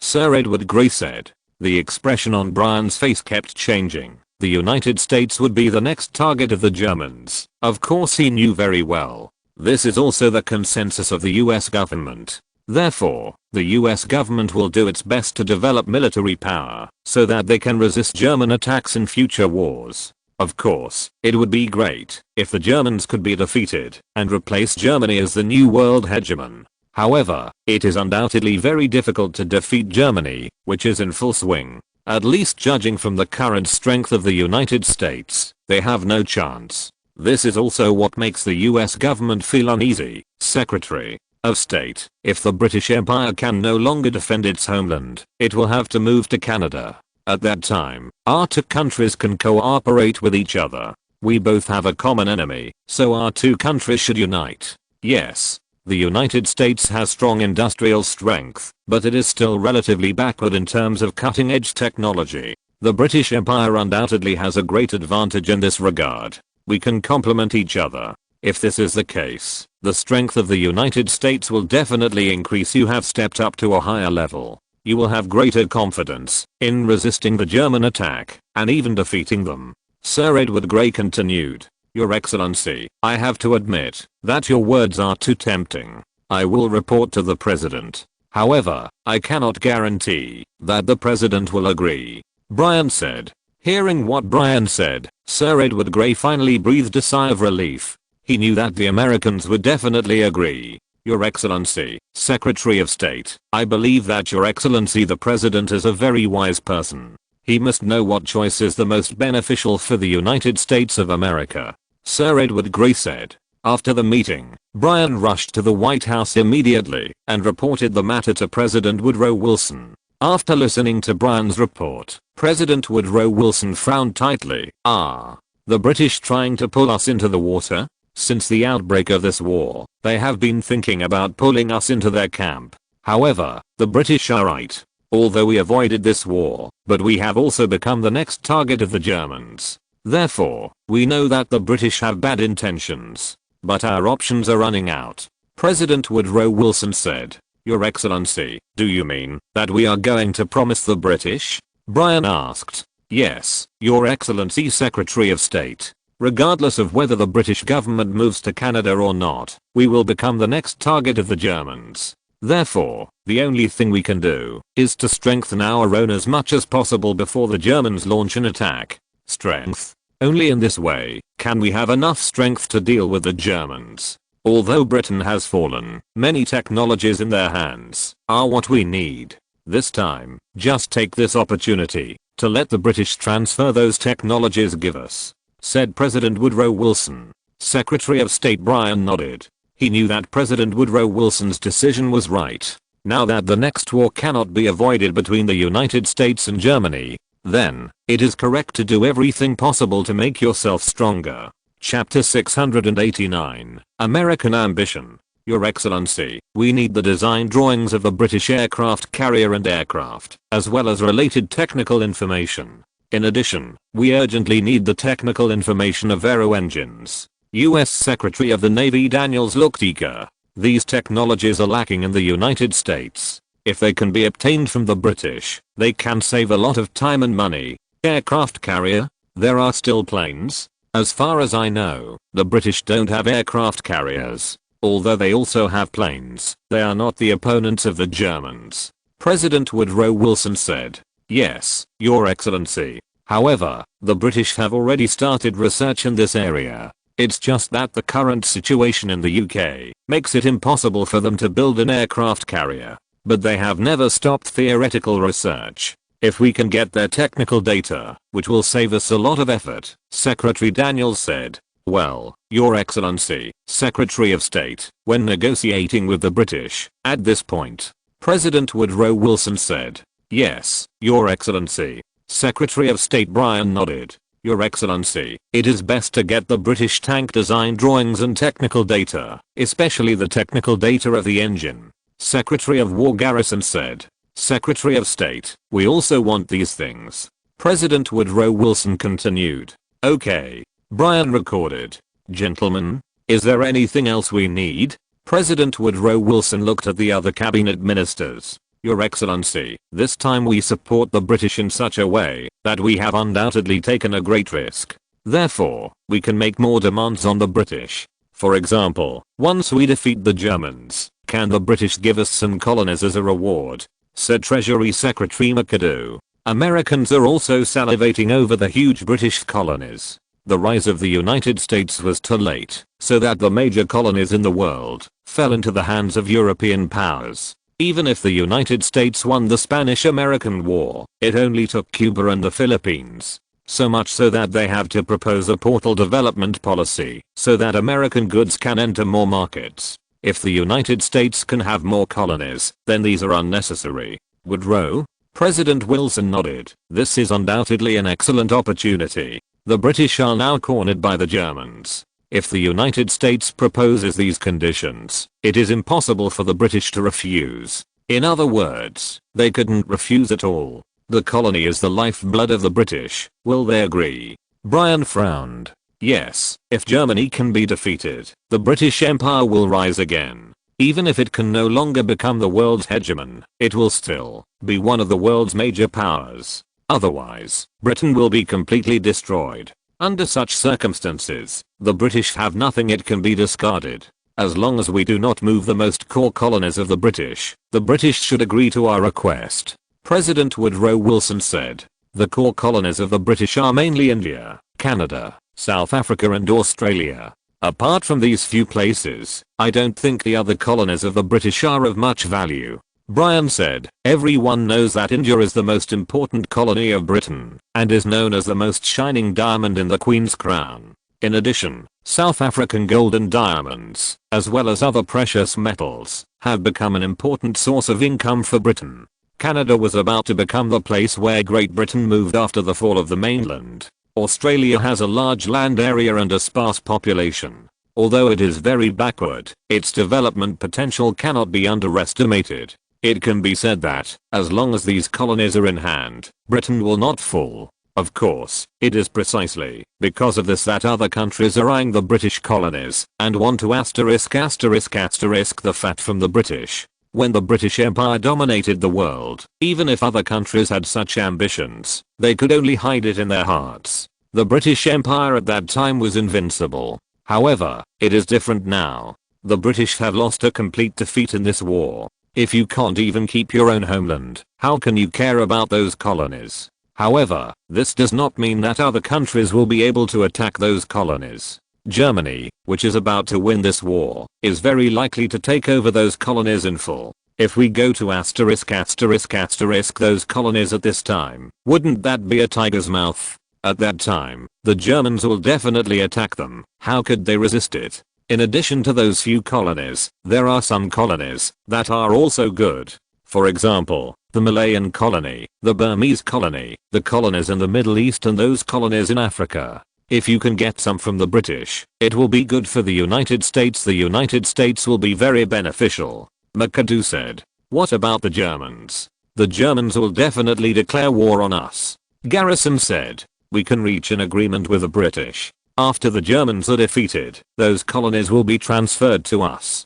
If the Germans are not defeated, do we still have a chance to claim those colonies? Maybe we have already been defeated by the Germans. Naturally, there is no such possibility. Signing the agreement with the British in advance is just for us to obtain greater benefits. McAdoo said. Both Brian and Garrison nodded. If they can defeat the Germans, then they won't have any problems occupying these colonies. If it is defeated by the Germans, then naturally there is nothing to say. Your Excellency, why don't we want colonies in the Middle East? Secretary of Commerce Redfield said. Middle East? Isn't there a barren land? Woodrow Wilson frowned. Your Excellency, although it is a barren land, there may be oil there. The British have already exploited oil in Persia. The Germans have also sent many people to investigate there. Therefore, we can be sure that there may be huge reserves of oil. Now the importance of oil is increasing. If we can get more oil, it will make the United States of America invincible in the future. Redfield said. Well, let's make this request to the British. Woodrow Wilson made a decision. Chapter 690, Secret Alliance. The second meeting between US Secretary of State Brian and British Foreign Secretary Sir Edward Grey still took place at night. Under the cover of night, many secret things are easier to talk about. At the same time, Sir Edward Grey's rebellion against the United States this time needs to be kept secret. The Americans and the Germans do not want the Germans to know that the United States is still hooking up with the United Kingdom at this juncture. The sale of warships by the United States to Britain has already made the Germans gnash their teeth in hatred. If it weren't for the war against Britain that was about to start, and Germany's national strength could not continue to be depleted, maybe Germany would go to war against the United States. Therefore, Americans do not want to overstimulate the Germans. The current United States does not have enough strength to deal with the Germans. Your Excellency Secretary of State, Your Excellency the President has promised not to oppose the British government's relocation to Canada. Of course, the prerequisite is after the fall of the British mainland. If you can keep the mainland, this will be void. Brian said. Of course, Your Excellency, Secretary of State, we will do our best to keep the mainland. Only when the mainland falls, and it is a last resort, will we move to Canada. Sir Edward Grey said. Even though the British mainland is very likely to be destroyed in the next war, from the perspective of the British, their homeland is naturally better. If it is not a last resort, they will not leave the mainland and flee to Canada. But they will not give up, as long as there is a slight possibility to defend the homeland. Brian nodded. Your Excellency, Minister of Foreign Affairs, in this case, it is naturally the best. Your Excellency, Secretary of State, what about the two of us forces joining to deal with Germany? Has Your Excellency the President agreed? Sir Edward Grey said.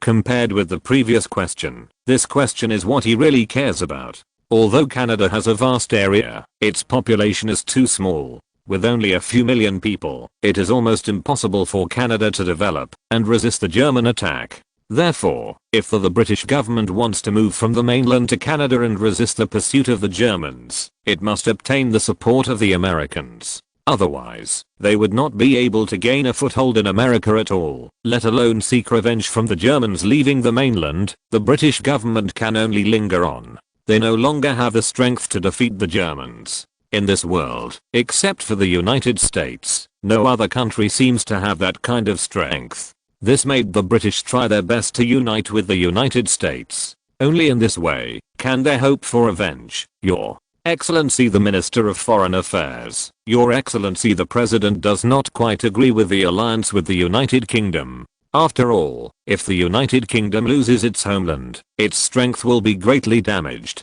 Not only will it not gain much benefit from joining with you, but it will also bear huge risks. It's a little too cost effective, Brian said. Sir Edward Grey's face flashed a trace of embarrassment. These country bumpkin Americans dare to look down on the British Empire. To them, this is a complete humiliation. Secretary of State, after losing our homeland, our strength is indeed greatly reduced. However, we also have the ability to help the United States become stronger. Therefore, it is absolutely cost effective to cooperate with us, Sir Edward Grey said. Brian nodded. Yes, I think so too. The military also thinks so. Therefore, Your Excellency the President did not refuse. The military hopes that the United Kingdom can share the design drawings of aircraft carriers and aircraft and related technologies, for example, the technology of aero engines, as well as the design drawings and engine technology of new tanks, are transferred to the United States. In this way, the combat effectiveness of the US Army can be greatly improved. In the future, it will be more sure to resist the German attack already. Sir Edward Grey was taken aback for a moment. He knew that the Americans were making a request. If the United Kingdom cannot meet these requirements, then the so-called alliance cannot proceed at all. Your Excellency, these are the most cutting-edge technologies of the British Empire. We have invested huge manpower and financial resources for these technologies, Sir Edward Grey said. We know, that's why we are very interested in those technologies. The stronger the United States, the better for Britain. If we can defeat the Germans in foreign wars, Britain can return to its homeland Brian continued. Sir Edward Grey thought for a while, then nodded. Well, I agree. If the United States is willing to ally with the United Kingdom, then the British Empire is willing to share those cutting-edge technologies with the United States. Very good. I believe this will allow us to learn from each other's strengths. The strength of our two countries will increase rapidly. By then, the possibility of us defeating the Germans will be even greater. Brian very happy. The Germans are the common enemy of our two countries, and we should try our best to defeat them, Sir Edward Grey said. Your Excellency, the US government still has a small request. If the supposed government can agree, then the US government will formally form an alliance with the United Kingdom. Brian continued. Speak, Your Excellency, Sir Edward Grey said seriously. Your Excellency, the American government hopes that the British Empire can transfer its colonies in the Middle East to the United States. Compared with the huge colonies of the British Empire, the American colonies are pitifully small. If the United States wants to help Britain defeat Germany, it will need to pay a huge price. So, we hope the colonies in the Middle East will be our reward, Brian said. Sir Edward? Sir Grey's face is not very good looking. The British Empire has always regarded their overseas colonies as their lifeblood. Now, the British want to seize their colonies, which is undoubtedly unacceptable to them. However, Sir Edward Grey also knows that the Americans are already determined to win those colonies in the Middle East. If they don't agree, the alliance may be ruined. It is still very cost effective to exchange colonies in the Middle East for an alliance with the United States. After all, the colonies in the Middle East are not of much value, and almost all of they are barren land. The Americans are still sensible, and have not made demands on those core colonies of the United Kingdom. Okay, Your Excellency the Secretary of State. Once we defeat the Germans, the British Empire promises to transfer the Middle East colonies to the United States, Sir Edward Grey said. Then, we have a happy cooperation. Brian smiled and held out his hand. The two hands were tightly held together, and the United States and the United Kingdom have officially formed an alliance. Chapter 691. Riding a tiger is hard to get off. The United States and Great Britain formed a secret alliance. In the interest of secrecy, neither side has left official alliance documents. German spies are everywhere, and since the beginning of this war, other countries have tasted their power. Therefore, in order to avoid being known by the Germans that the two countries have formed an alliance, no paper documents were left behind. But even if it is a verbal agreement, Britain and the United States will abide by it. because now there are people on the same boat, and when Germany becomes stronger, it will not benefit them at all. In order to consolidate its status as a world hegemon, Germany will inevitably continue to attack those who threaten its status. Therefore, for their own national interests, they can only unite and deal with Germany together. The British Foreign Secretary left Washington secretly with joy and returned to Canada to continue preparations for the government's move to Canada. The United States is also very satisfied with this alliance. This time they can obtain a large number of advanced technologies from the United Kingdom, which will greatly enhance their scientific and technological strength, especially the strength of military science and technology. What's more, if they can defeat Germany, they will also gain a colony in the Middle East. The rich oil resources there will enable the United States to further master oil, an important energy source. This will make them one step closer to the status of world hegemony. Of course, it is undoubtedly very difficult to defeat the mighty Germany. To this end, the United States must do its best. Otherwise, not only would they not be able to win, but they might even be defeated. Once defeated, it is all over.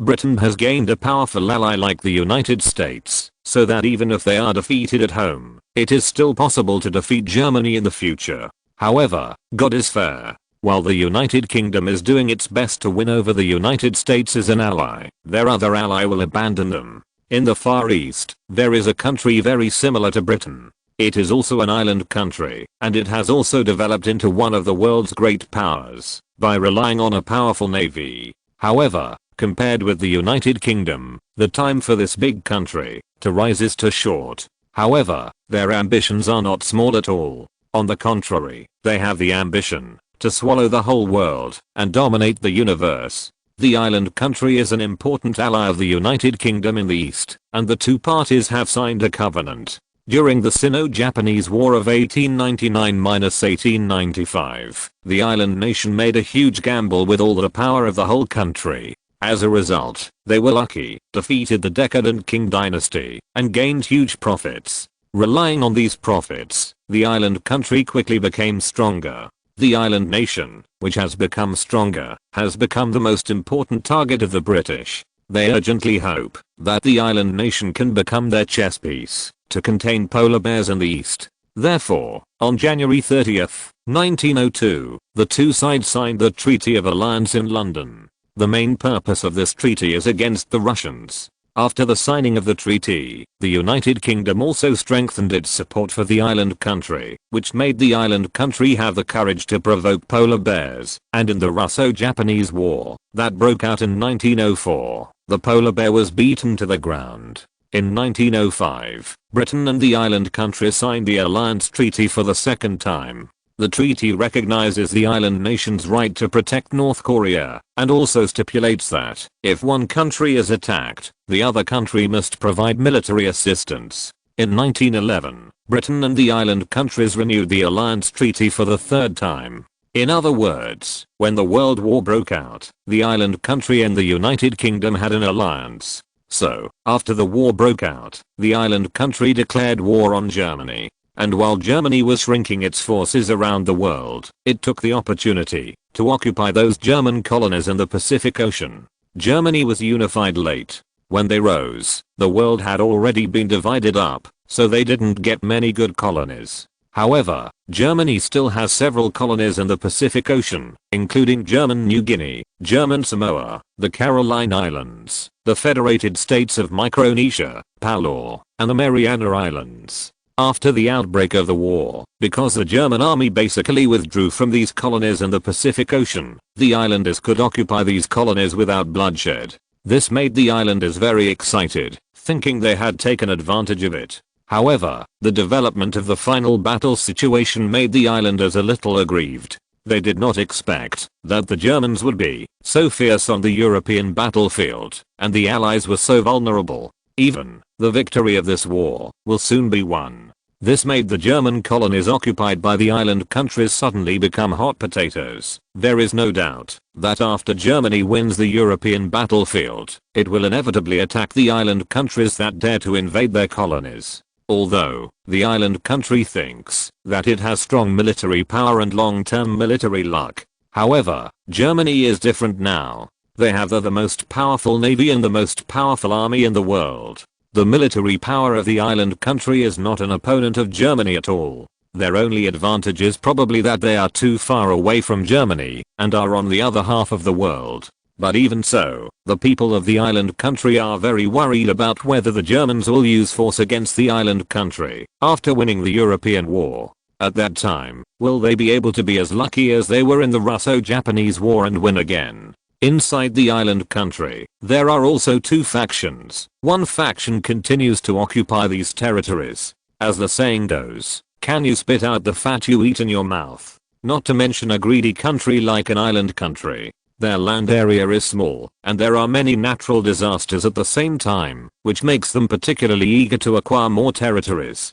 Germany's colonies in the Pacific Ocean, although they are all islands and densely covered with jungle, but the area is not small. After occupying these colonies, the islanders have already begun to prepare to immigrate to these colonies and develop these islands. Under such circumstances, how could they surrender these islands? The other faction naturally thinks that Germany is too powerful. Japan's occupation of German colonies is seeking its own death. Those colonies should be returned to Germany to repair the relationship between the two countries and avoid being settled by the Germans. However, neither of the two factions could convince anyone, and instead a fierce dispute broke out. After arguing for a long time, I couldn't convince the other party, and the time passed little by little. When France and Italy surrendered one after another and signed a peace treaty with Germany, they paid a very heavy price. Only the British are still struggling. Only then did the islanders suddenly realize that the Germans were about to win the war, and there was not much time left for them.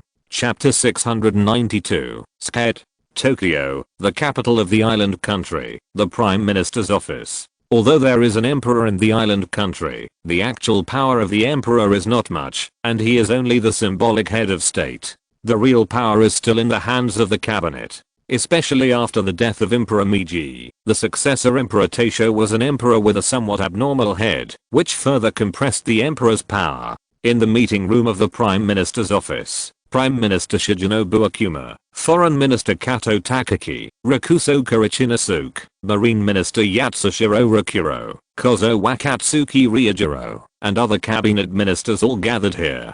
There is only one topic for this cabinet meeting, and that is how to deal with the difficult situation at hand. Although the Germans are still fighting in Europe and have not sent a warship or a single soldier to Asia. But when Germany is about to win the war, it still scares the important ministers of these island countries enough. Everyone, France and Italy have successively signed peace treaties with Germany. It can be said that the war on the European continent is over.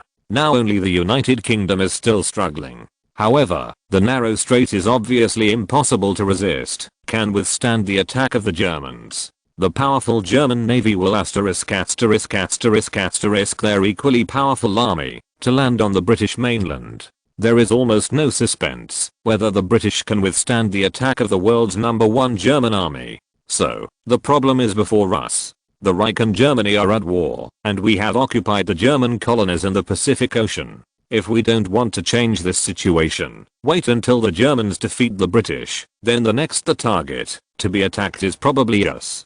Prime Minister Shigenobu Akuma looked worried. Your Excellency, there is no need to worry. The empire is too far away from Germany. If the Germans dare to attack the empire, the war 10 years ago will be a lesson for them. Lu Xiangoka Shizusuke looked confident. The military of the island country does undoubtedly not want to hand over the colonies it has already occupied. As soldiers, their duty is to expand the territory of the country. It took so much effort to gain so much territory, how could it be returned for nothing like this? Although, when they captured these territories, they did not spend much effort. However, these islanders still will not lose these colonies for no reason. The strength of Germany is much stronger than that of Russia back then. Although Russia was strong back then, it was not the world's hegemon.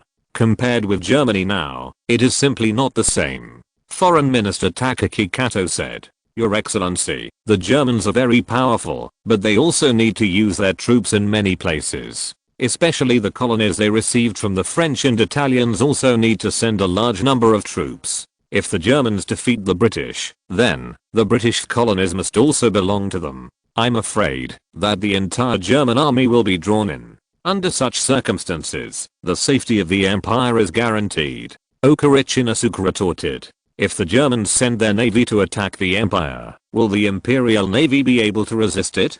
Kato Takaki looked at Heishang Yashiro Rakuro. Hearing this question, Yatsushiro Rakuro couldn't help twitching the corners of his mouth. Although, in recent years, the navy of the island country has also made great progress. However, compared with the world's #1 German navy, the gap in strength is undoubtedly quite wide. Your Excellency, the German navy is the world's #1. How could the Imperial Navy be arrogant about this? Among the many capital ships of the Imperial Navy, except for the 4 Qin Tian class battle cruisers, the rest of the warships cannot compete with Germany. The powerful battleships of the Navy. The Fuso class battleship of the Imperial Navy is under construction. The first ship Fuso is expected to be commissioned by the end of this year, and the second ship Yamashiro is estimated to wait until next year or even the year after.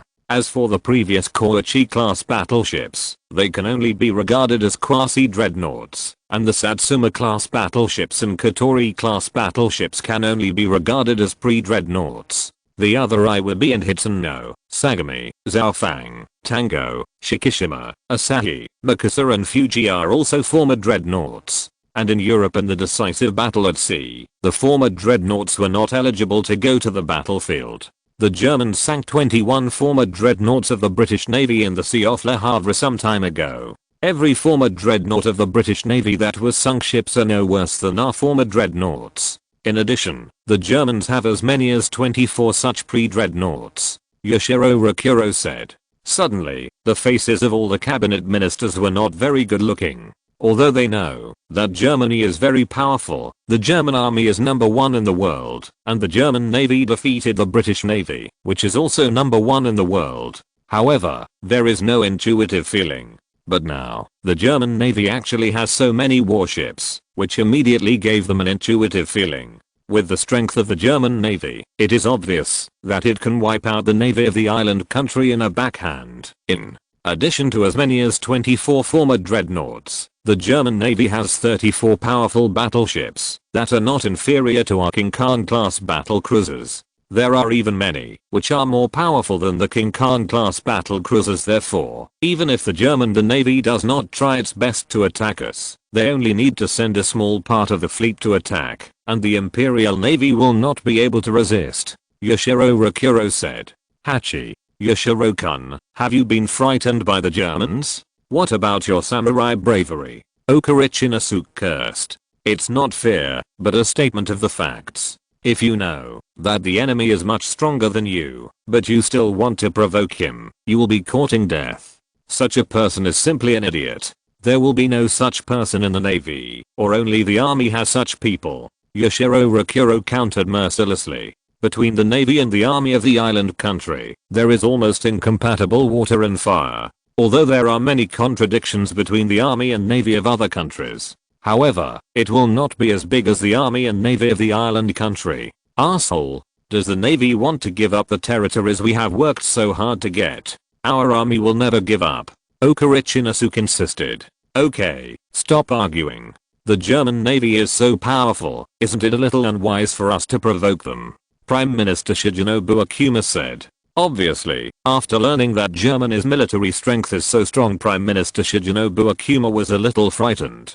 Chapter 693, Veteran. No, Your Excellency, Prime Minister, we must not be intimidated by the Germans. It would be a pity if we just gave up those territories. Lu Xiang Okarichinasuk looked indignant. If the Germans send a navy to attack, what should we do? Akuma Shigenobu was a little worried, so he didn't want to offend the Germans. Your Excellency, the German navy is powerful, but no matter how powerful their navy is, can they go ashore? As long as the army holds its ground, the Germans will have nothing to do with us. If time drags on, it will be very unfavorable to the Germans. Therefore, in the end, it is very likely that nothing will be done. Although this will cost the empire a lot, as long as those territories can be obtained, no matter how high the price is, it is acceptable. Okarichinasuk insisted. What if the German navy bombards the coastal areas of the empire? The most prosperous places in the empire are all along the coast, and almost all of these places are within the range of the German Navy's naval guns. Yoshiro Rokuro said. Coward. Are those coastal fortifications of the Navy just a display? Okarich Inosuke scolded. Horseman, yeah. That's hitting a stone with an egg. Yade Rokuro refused to give in.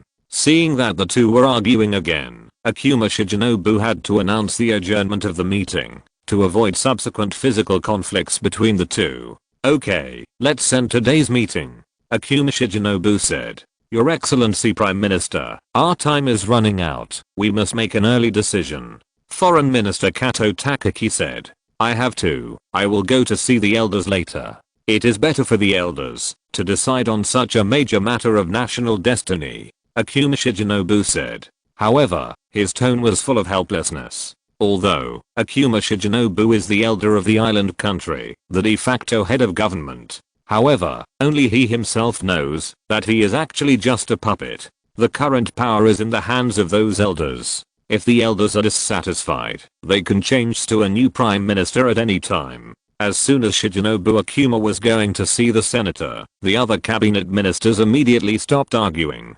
Because they know that, since it is up to the elders to decide, there is nothing to do with them. It's pointless for them to fight again and again. Once the elders have reached an agreement, they only need to follow the orders of the elders. The elders are the semi-retired politicians of the island country. They have great influence in the island country, and they can even be called the de facto supreme head of the island country government. All major events are almost decided by these elders. Even the prime minister and even the emperor have no way to object to what they decide. Now, there are only 5 elders left in the island country, namely Utomo of Yamagata, Masayoshi Matsukata, Koru Inao, the Shan'an and Ganwang Ziyanji. From these few people, it can be seen that the army of the island country has a great advantage. Among the 5 veterans, 2 are from the army, namely Yapeng and Shan'an in Shan County. There is no one in the navy. After Zixiang Kandeo, who was born in the navy, passed away, the navy no longer has any veterans.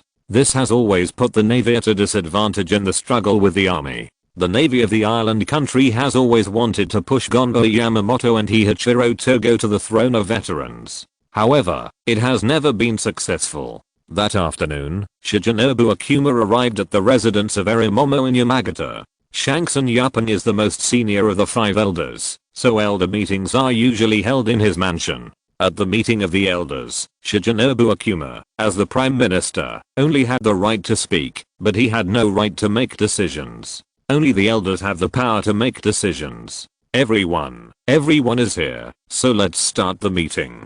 Shanxun Yapeng said. Although Shanxun Yapeng is 77 years old, he is still full of energy and in good physical and mental condition.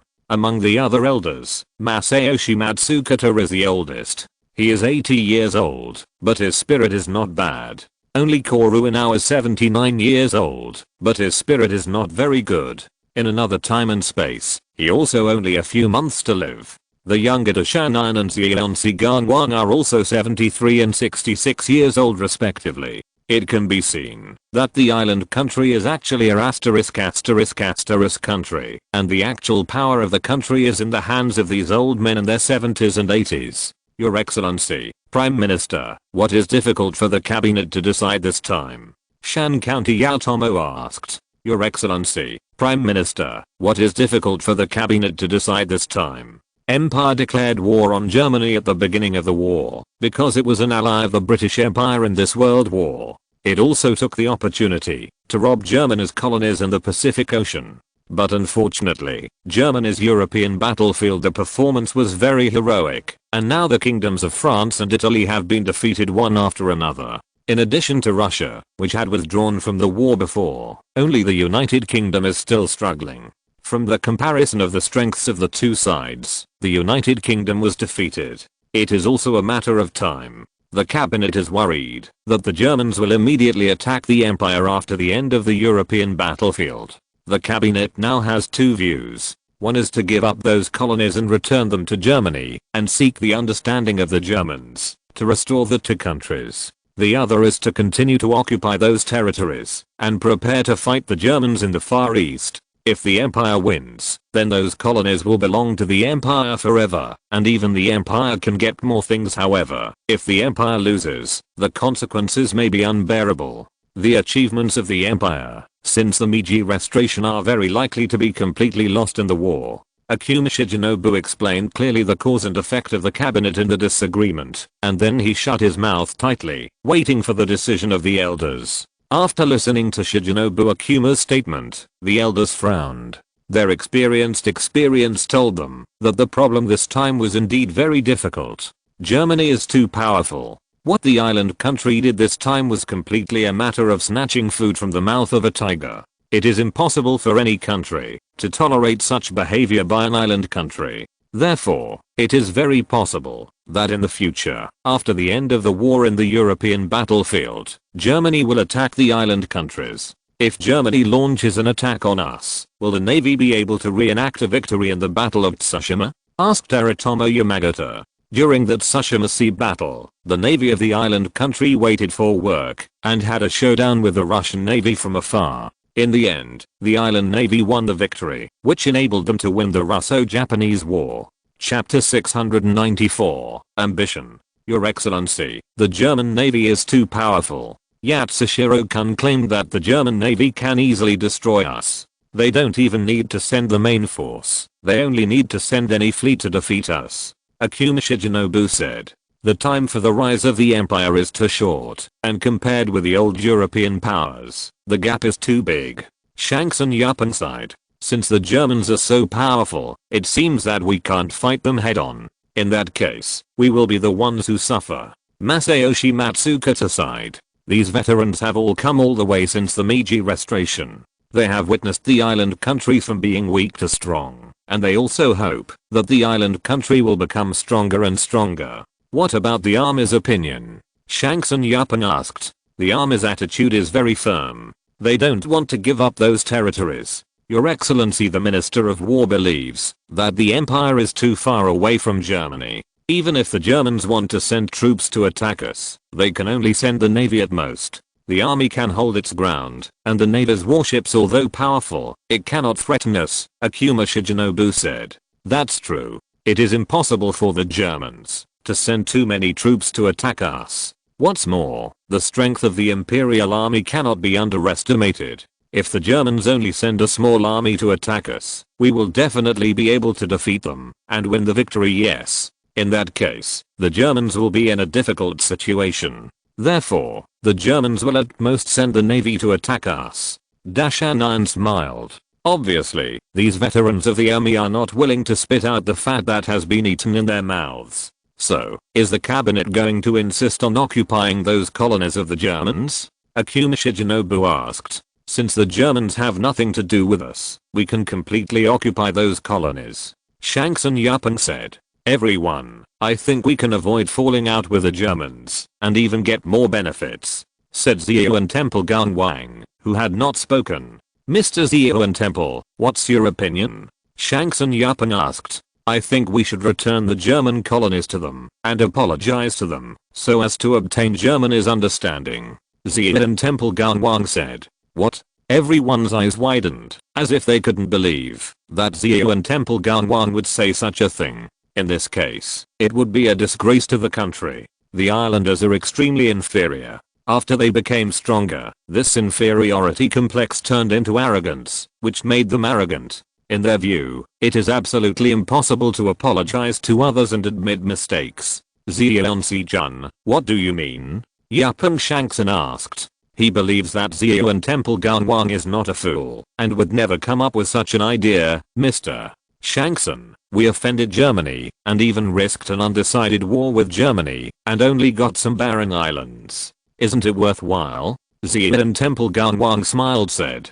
Yapeng from Shan County and others frowned. Although the German colonies are islands, they are not barren. It's just not developed yet. If it is possible to immigrate to those islands and then develop them, then it will soon be possible to obtain rich output from those islands. This will be very beneficial to the island nation. Then, Mr. Zio and Temple, how can I get a good deal? Shanks and Yapeng asked patiently. It's Very simple. Restore the relationship with the Germans, and then join the Allies, and declare war on the Allies. In this way, the British colonies will open their doors to us. The British colonies of Malaya, Burma, and Australia, or even the Indian colonies, which one is not much better than those colonies of the Germans in the Pacific Ocean? The British are now in decline, and even under the attack of the Germans, they are in danger of extinction. Their colonies and various colonies, the troops are very scarce, and it is impossible to resist the attack of the imperial warriors. At that time, we will easily obtain more rich colonies. Zhuangzi Gangwang said. Suddenly, all the elders, including Prime Minister Shigenobu Akuma, were dumbfounded. They didn't expect that Gangwang of Ziyuan Temple had such an idea. However, they had to admit that Gangwang Ziyuan's suggestion was very tempting. If the German colonies can make them not hesitate to fight the Germans, then the British colonies are enough for them to bet on the entire island country again. If it wins, the vast British colony will become the foundation for the further growth of the island country, and become a world-class power. British colonies, can we really seize British colonies? Shangsun Yapeng said tremblingly. He wanted to take a sip of tea to calm down his excitement, but he found that he couldn't hold the teacup anyway. The other veterans, including Shigenobu Akuma, are also like this. They know very well how important the British colonies are to the island country. It can be said that, if the island country obtains those colonies, then they will really take off. Of course, the British are no longer the world's hegemon. They are no longer qualified to control so many colonies. We can replace them, and seize those colonies, said Zhuangzi Gangwang firmly. But, will the Germans agree? They are about to defeat the British, and these colonies will be theirs by then. Masayoshi Matsukata asked. Not to mention, that Britain has not been defeated yet. Even if it is defeated, the British will not surrender to the Germans easily. At that time, they will definitely continue to resist. The Germans want to occupy the British colonies. You have to send troops to occupy them step by step. If you want to occupy them all, it will be very difficult. Especially those colonies in Southeast Asia, which are too far away from the German mainland. It is very difficult for them to occupy. Big deal. The richest we don't move in India and leave it to the Germans. What's more, if we can restore relations with Germany and join the Allies, this will also help the Germans to further attack the British. I believe that, as long as the Germans are not fools, they will not reject the goodwill of the empire. Ziyuan Temple Gangwang said confidently, as if everything was under his control. Yozi, Mr. Ziyuan Temple is indeed the pillar of the country. Such a strategy is really great. Shangsun Yapeng praised with a flushed face. If you're listening to this novel on a channel other than Fanfic World, it means they downloaded and uploaded it without effort. We cordially invite you to visit our channel, Mundo Fanfic Novelos. There you'll find the original version of this story, and you can explore many other novels of various genres. We're waiting for you to immerse yourself in a world of incredible novels. Chapter 695, Shameless Betrayal. The veterans of the island nation and Prime Minister Shigenobu Akuma were completely immersed in longing, and some even salivated involuntarily. Those British colonies are really great. Compared with the mainland of the island country, it is undoubtedly much better. Although in order to save face for Germany, India had to be abandoned. However, even if it is to win the Malayan colony and Burma to Burma, that would be very good. Not to mention, there is still a chance to further attack the Australian colonies. Although the geographical conditions there are not very good, the area is dozens of times larger than the mainland of the island country. Thinking of the vast territory, the heads of government of these island countries couldn't hold back. The islanders have a deep-seated pursuit of territory. This is also the reason why after their rise, they continued to launch wars and attack the quartet. Mr. Zhuangzi's method is very good. It is undoubtedly very beneficial to give up the barren islands of the Germans in exchange for the rich colonies of the British. What's more, you can also take this opportunity to make friends with Germany, the world overlord. This is undoubtedly killing two birds with one stone. Masayoshi Matsukata also nodded with a smile on his face, thinking that Gangwang Zhuangzi's method is very good. However, we have a covenant with the British. If we betray the covenant, we will be condemned by the international community, right?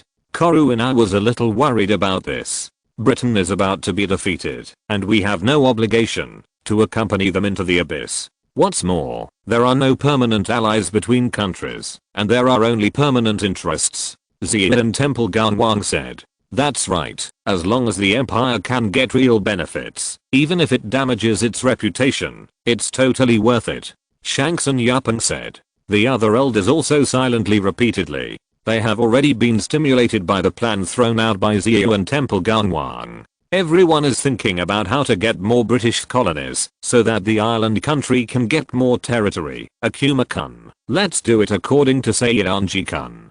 Cancel the covenant with the British. Find a way to restore relations with Germany. It is best to be able to join the Allied powers. Then, take the opportunity to declare war on Britain and seize the British colony. Shangsun Yapeng said. Hi, senor. Akuma Shijinobu nodded heavily. He is also very optimistic about this plan. If they can succeed, their current cabinet will win huge benefits for the island country, and he himself will definitely gain greater use because of this, and it is not impossible to even become a veteran. These politicians in the island country all regard becoming a veteran as their highest goal. After Shijinobu Akuma returned to the Prime Minister's office, he immediately summoned the foreign ministers, the ministers of Tibet, the ministers of land and sea, and informed them of the decision of the elders. Abandon the alliance with the British and turn to the German alliance. This is indeed a good way. Germany has replaced the United Kingdom and has become the world's hegemony. Becoming an ally of Germany will ensure our interests. It's just that it is very easy to betray the British. But will the Germans accept us? Kato Takaki was a little worried. So, we have to show our sincerity to the Germans. Not only should we return their islands in the Pacific, but we can also promise to ensure Germany's interests in Asia. After all, they are too far away from Asia. We want to guarantee interests. It will be very difficult. Only we can give them guarantees. What's more, our target is only some colonies of the British. We can even give up such a rich colony as India.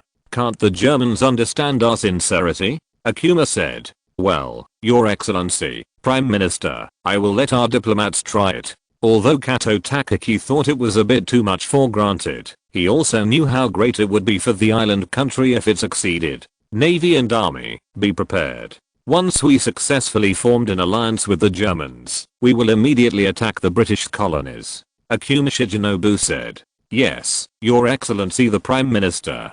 Yatsushiro Rakuro and Okarichi Nasuke replied immediately. They were very excited.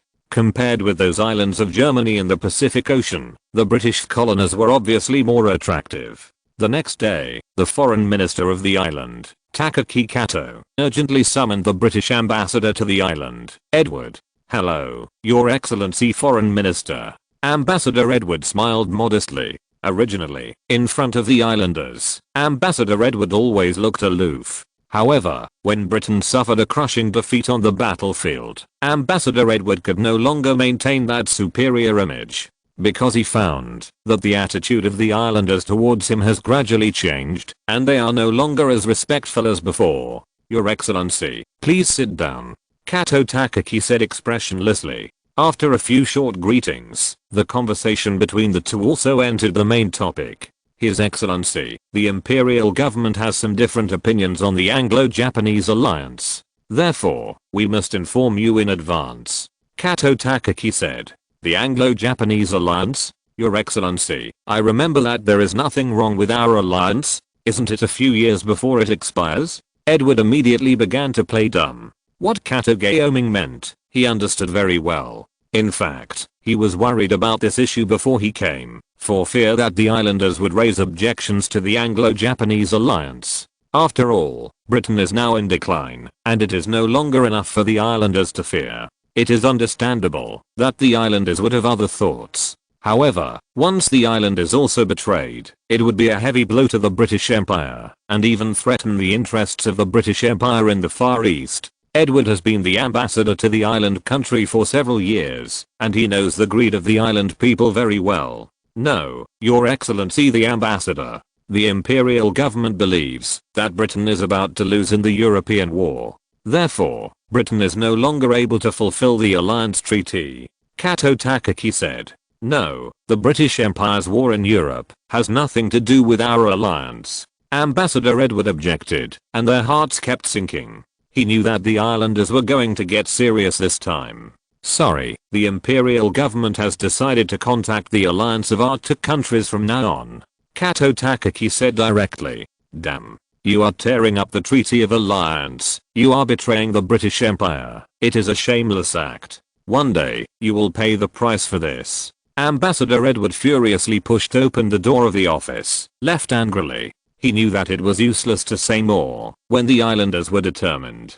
Chapter 696. Wishful thinking. The nature of the islanders is to bully the weak and fear the hard, and if you have milk, you are a mother. When the British Empire dominated the world, they were willing to follow behind the British Empire, acting as their thugs, and working hard for the British. Now, the British Empire has fallen, and even the mainland cannot be kept.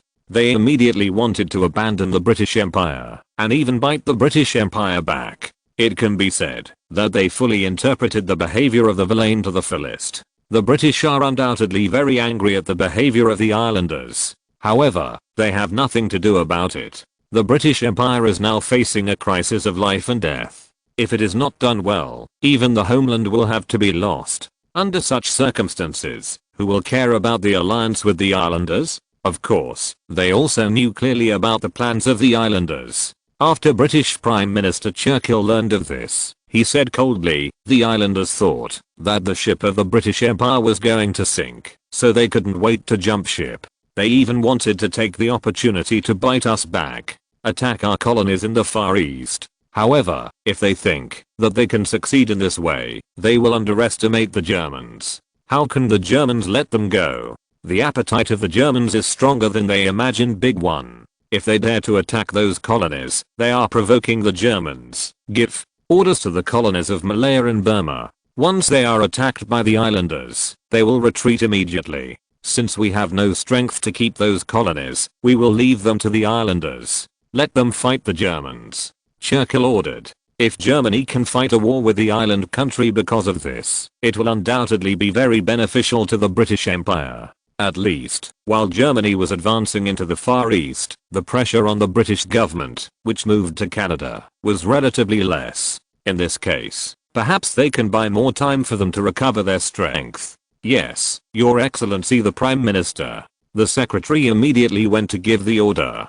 Damn monkeys from the island country. When the British Empire was unlucky, you dared to make trouble. If the British Empire survives this time, it will never let you go. Churchill gritted his teeth. Without the support of the United Kingdom, it would have been almost impossible for the island country to rise. Whether it was the Sino-Japanese War or the Russo-Japanese War, there were British people behind them. Otherwise, with the poverty and backwardness of the island country, it would be very difficult to successively defeat the powerful Qing dynasty and Russia. But now, the betrayal of the islanders has undoubtedly given the British a taste of what it means to lift a rock and shoot themselves in the foot. The ambassador of the island country to Germany, Uchida Yasuaya, is not in Germany now. After the island nation declared war on Germany, the two countries expelled diplomats from each other. However, Uchida Yasuaya did not return to the island country, but went to Switzerland.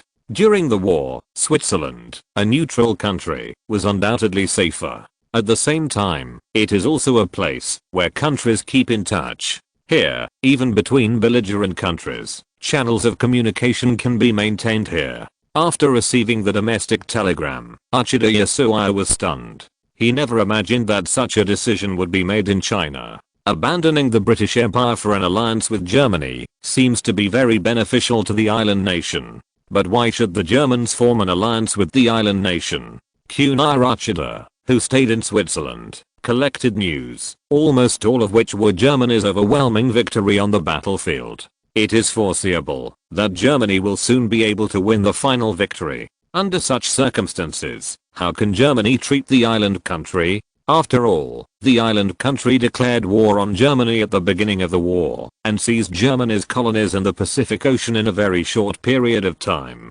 For proud Germans, this is almost unacceptable. It's just that Germany's strategic center of gravity has always been in Europe, so it didn't respond to it. Once the Germans settled the United Kingdom and completely won the European War, would they allow the islanders to occupy their colonies? That's almost impossible. Although Uchida Yasuo has not met Qin Tian many times, the information he has learned from various aspects can show that Qin Tian is definitely not a benevolent person. Anyone who dares to provoke the German Empire will pay the price for it. In addition, Uchida Yasuo also had a faint feeling that Qin Tian was very disliked, even disgusted, by the islanders. When he was the ambassador to Germany, he once invited Qin Tian, who was still the crown prince, to a banquet. However, he didn't even see Qin Tian's face, so he was rejected by Qin Tian. On other occasions, Uchida Yasuo also tried to contact Qin Tian, but none of them had any effect. He seemed to be able to feel that Qin Tian was deliberately rejecting him. Although Uchida Yasuo couldn't figure it out, he didn't understand why Qin Tian would behave like that. However, he knew that under such circumstances, it would be almost impossible for the island country to maintain a good relationship with Germany. What's more, the island country declared war on Germany, seized Germany's colonies in the Pacific Ocean, and Qin Tian ascended the throne and became Kaiser. This left the island nation with almost no chance to improve its relations with Germany. What the asterisk are those guys in China thinking? They want to form an alliance with the Germans at this juncture. Have their heads been kicked by donkeys? Uchida Koya was very annoyed. In his view, this is simply wishful thinking. How important Germany is to overseas colonies, Uchida Yasuo can see from the peace treaties signed by Germany with France and Italy. The Germans almost blackmailed all the colonies of the two countries. Those big wigs in the country actually want to take advantage of this time to board the big German ship and take the opportunity to share the British colonies in the Far East. This is simply whimsical. How could the Germans allow the meat in their bowls to be snatched by the islanders? In that case, there will only be one consequence, and that is war. Koya Uchida sent a telegram to the country, asking the country to give up this unrealistic idea. He proposed that it is possible to return the German colonies and restore relations with Germany, but it is absolutely stupid to try to grab meat from the Germans' bowls. But it is a pity that the country has been stimulated by the British colonies in the Far East, and it simply cannot listen to Uchida Yasuo's persuasion. Foreign Minister Kato Takaki personally sent a telegram to Uchida Yasuo, asking him to do his best to promote the alliance between the island country and Germany. Chapter 697, Humiliation. Jacob, the German ambassador to Switzerland, has been enjoying himself during this time. As Germany won successive victories on the battlefield, his back became straighter and straighter. Almost believes that Germany won the war, and there is no suspense anymore. It is also certain that Germany will replace Britain as the new world hegemon. Countless countries want to curry favor with Germany, the new world hegemon. Jacob, the ambassador to Switzerland, is naturally complimented by envoys from various countries. In particular, some countries that were not very friendly to Germany during the war wanted to take this opportunity to repair their relations with Germany, lest Germany would settle accounts with them after winning the war. Your Excellency, the ambassador of the island country wants to meet with you, the secretary said to Jacob. Islanders? What do they want? If I remember correctly, we and the island countries are still warring countries. Those colonies of the empire in the Pacific are still in the hands of the islanders. Jacob frowned. The so-called effective from top to bottom. After the emperor of the empire has spoken to the islanders, the officials of the empire will naturally not have a good face on the islanders. Especially those diplomats are good at trying to figure out people's hearts. Naturally, they will not be stupid enough to maintain a good relationship with the islanders. Your Excellency, the ambassador of the island country claims to want to talk to you about the colonies in the Pacific Ocean, the secretary said. Jacob thought for a while, then nodded. Okay, you can arrange it. Yes, Your Excellency the Prime Minister. The secretary breathed a sigh of relief. In his pocket was 1,000 marks from the islanders. The request of the islanders is also very simple. It is just to facilitate the meeting between the ambassador of the island country and Jacob, not to let him betray the information of Germany, so the secretary thinks that this money is very easy to earn. The next night, Jacob and Yasuo Uchida met in the back room of the German embassy in Switzerland. Hello, Mr. Jacob, thank you for taking time out of your busy schedule to meet me. Uchida Yasuo kept his posture very low, as if he regarded himself as Jacob's subordinate. For islanders, Face is never an important thing. There is only one thing they really care about, and that is real benefits. If saving face can bring them benefits, these islanders will not hesitate to throw face away. Hello, Uchida-sama. Jacob was very satisfied when he saw Uchida Yasuo humiliating in front of him. Your Excellency Jacob, it is a complete misunderstanding that our country declared war on the German Empire. Your Excellency should be clear that our country and the United Kingdom signed an alliance treaty as early as 1902 and renewed it in 1911. Therefore, the war broke out afterwards. We had to fulfill our alliance promises, and we declared war on Germany as a last resort. This was not from our original intention. We sincerely admire the German Empire's victories on the battlefield. Therefore, our country wants to correct this mistake. Our country has decided to dissolve the alliance with the United Kingdom and return all of Germany's colonies in the Pacific to Germany, Uchida Yasuo said. In order to win the interests of the island country, he pushed all the responsibilities on the British, as if they were so innocent.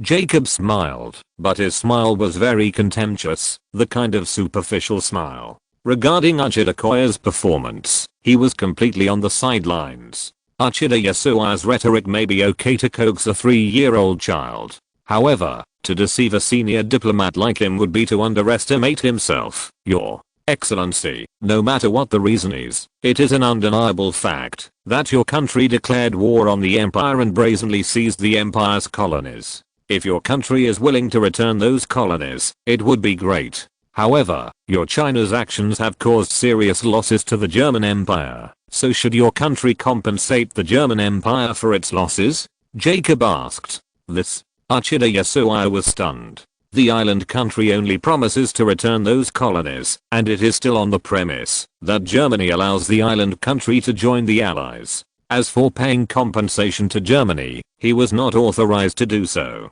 Your Excellency, I will report your request to the country, Uchida Yasuo said. Jacob nodded. He knew that Uchida Yasuo could not be the master. In fact, he is just a mouthpiece. At the request of the islanders, he must also report to the country exactly. As for whether the country will agree, it is not up to him to decide. Your Excellency, our country hopes to correct the mistakes we made in the past. Therefore, we hope to join the German-led Allies. If Germany is willing to accept us, our country promises to do its duty and declare war on Britain. Uchida Yasuo continued said. Join the Allies? Jacob was a little unsure what the islanders were thinking. If it was before the outbreak of the war, if the island country wanted to betray Britain and join the Allies, Germany would naturally agree with it. After all, after the Russo-Japanese War, the island country can be regarded as one of the few powers in the world, especially their army, although the equipment is poor. However, it still has a strong fighting power. If the island country can attack the British colonies in the early stage of the war, or cooperate with Germany to attack Russia, it will be very beneficial to Germany. But it is a pity that when the war broke out, the island country fulfilled the Anglo-Japanese alliance without hesitation and declared war on the Allies. Now, the islanders want to join the Allies. Their intentions are undoubtedly very suspicious. Jacob can be sure that the reason why the islanders proposed to join the Allies at this time must have an ulterior secret. Suddenly, Jacob had a flash of inspiration and immediately understood the intentions of the islanders.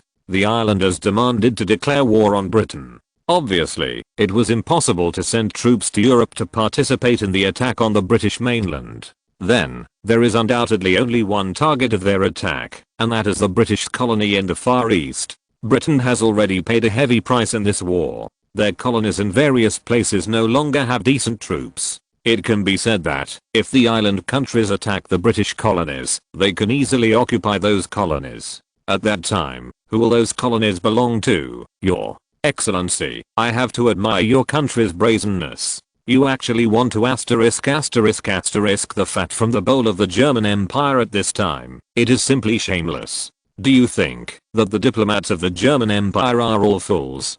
Jacob said coldly. Suddenly, Uchida Yasuo looked embarrassed, ashamed and angry. Chapter 698. Refused. Your Excellency, the Far East is too far away from Germany. With Germany's strength, it is difficult to take into account the interests there. Our country can become your country's loyal ally and ensure your country's interests in the Far East. For our two countries, undoubtedly, they are all very beneficial. In addition, our attack on the British colonies can weaken the strength of the British, which will be of great help to your country in defeating the British. The smile on Ajitakoya's face has also changed, totally gone. Although, it was very embarrassing for Jacob to see through his purpose.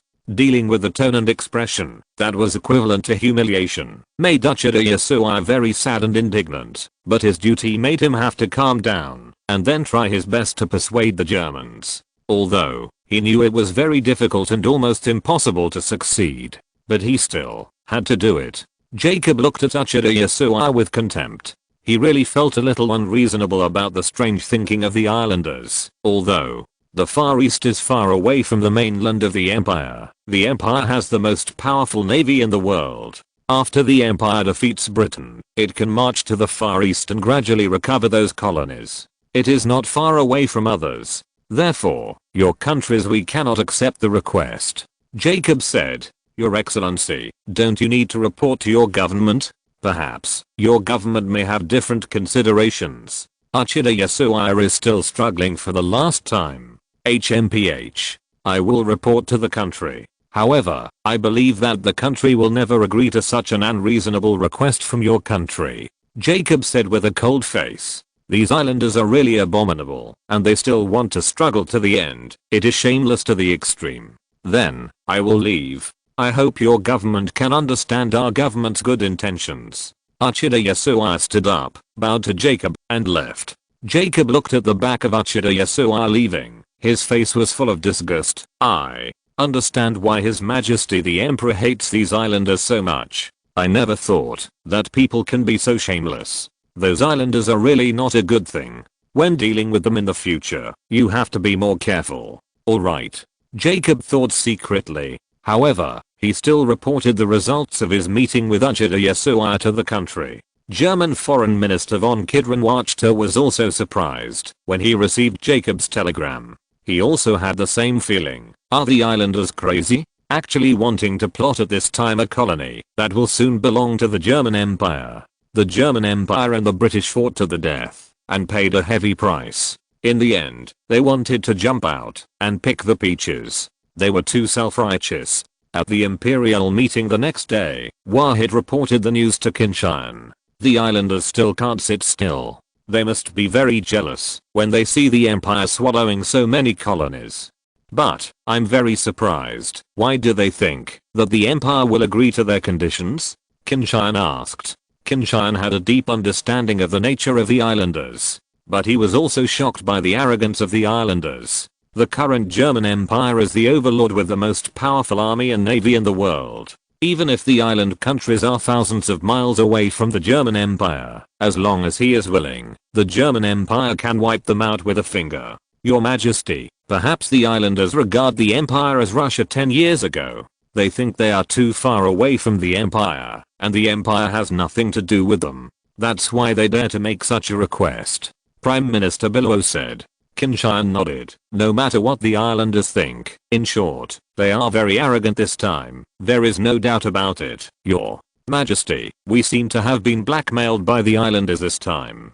In my opinion, why don't we send an army to the islands to let them know the strength of the empire? Minister of War and Chief of Staff von Falkenhayn-Marshall suggested. Now the main energy of the empire should be on the upcoming battle against Britain.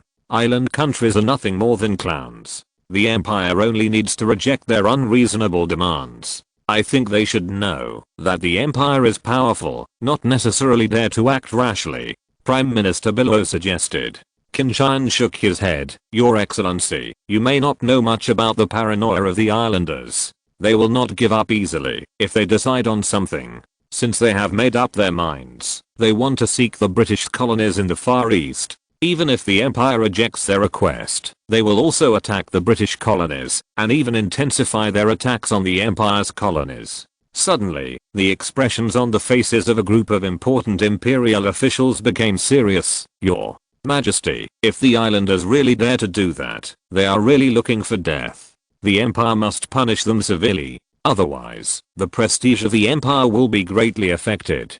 Count Tirpitz, Minister of the Navy, said the Marshal. Yes, Your Majesty. After the Empire wins this war, it will become the hegemon of the world. If the islanders are allowed to provoke the Empire like this, then the Empire's supremacy may be questioned.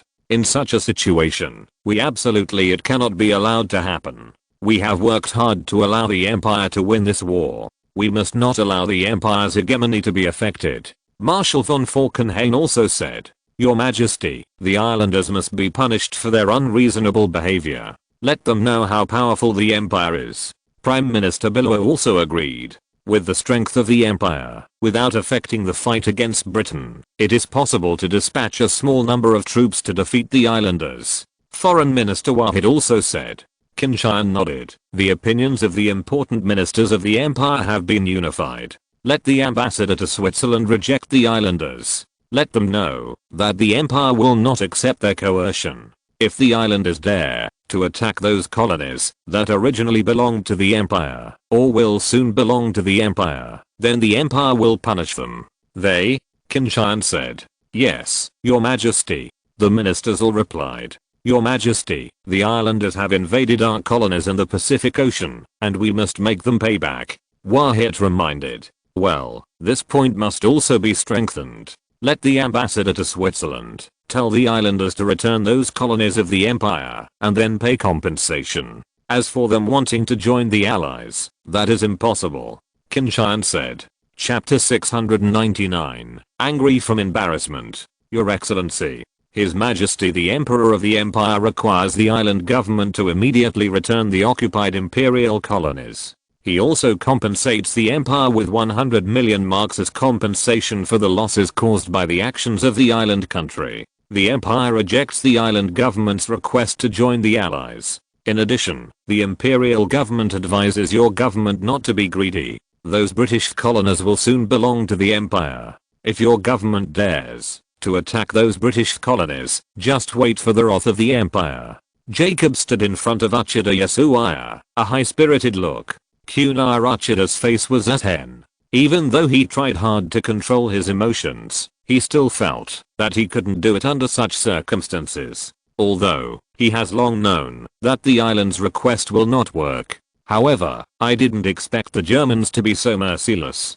This government is a complete humiliation to the island government. After Jacob announced the reply from His Majesty the German Emperor and the government, he left proudly. Damn Germans, how dare you humiliate us and look down on us like this. One day, you will pay the price for this. Uchida Koya said through gritted teeth. The merciless rejection of the German government and the humiliation of the island government made Uchida Yasuaya almost blown away. He knew very well how those people in the country would react once such news came back to the country. After the island nation rose through 2 wars, the self-confidence of the island nation has become a bit bursting.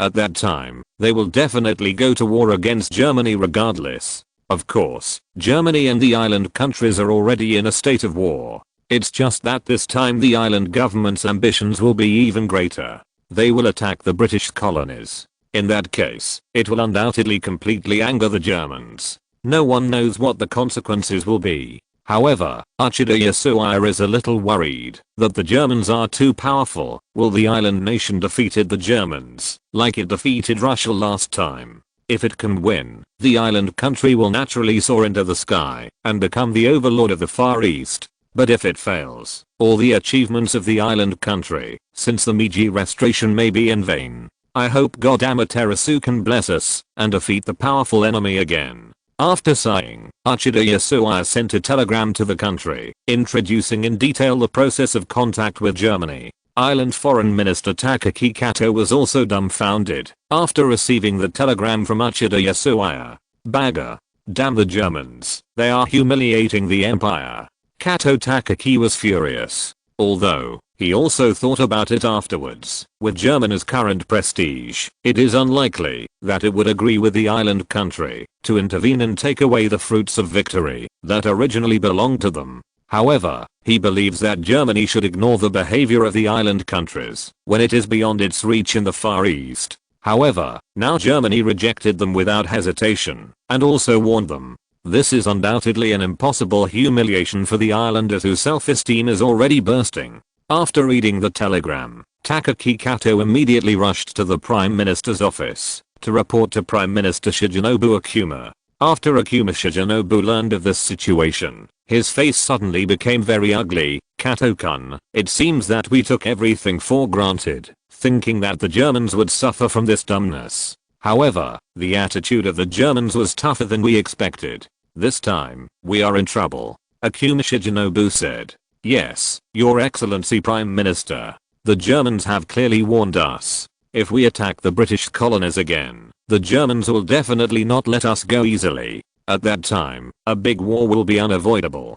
Kato Takaki said. Akuma Shigenobu frowned. Although he believed that the fighting power of the island nation's army was not weak, the strength of the German army was already world-renowned. This made him somewhat uncertain. If the island army and the German army go to war, will they be able to win? If you win, naturally everything will be easy to talk about. But if it fails, the consequences may be serious. At that time, the rise of the island nation will be severely interrupted. If they want to become a world-class power, it will be like a mirror image. Call other important cabinet ministers to discuss this matter. Akuma Shigenobu ordered. Your Excellency Prime Minister, where are the elders? I'm afraid we have to invite them too. Kato Takaki reminded. Akuma Shigenobu nodded. Everyone, go to Yamagata-sama's mansion. This meeting will be held at Yamagata-sama's place. Half an hour later, the 5 ministers of the island's cabinet and the 5 elders gathered in Yappen's study in Shan County.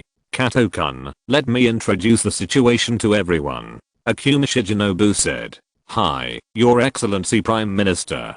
Kato Takaki nodded. My lords, the Germans have officially rejected our request to join the Allies, and they also demanded that we return their colonies, and at the same time, demanded that we pay them 100 million marks in compensation. In addition, the Germans also warned us not to attack the British colonies, claiming that those colonies are theirs. If we dare not follow their advice, they will send troops to teach us. Kato Takaki said. Idiot. The heads of the governments of the island countries were filled with righteous indignation, and those with a hotter personality had already begun to curse. Damn. The Germans, the Empire kindly helped them fight the British, and agreed to return their colonies. But they failed the goodwill of the Empire. Instead, they humiliated the Empire. This is clearly looking down on the Empire. The Empire must not let them go. Lu Xiangang Chinasuk cursed. It seems that it is impossible for us to use the opportunity of joining the Allies to seize the British colonies in the Far East.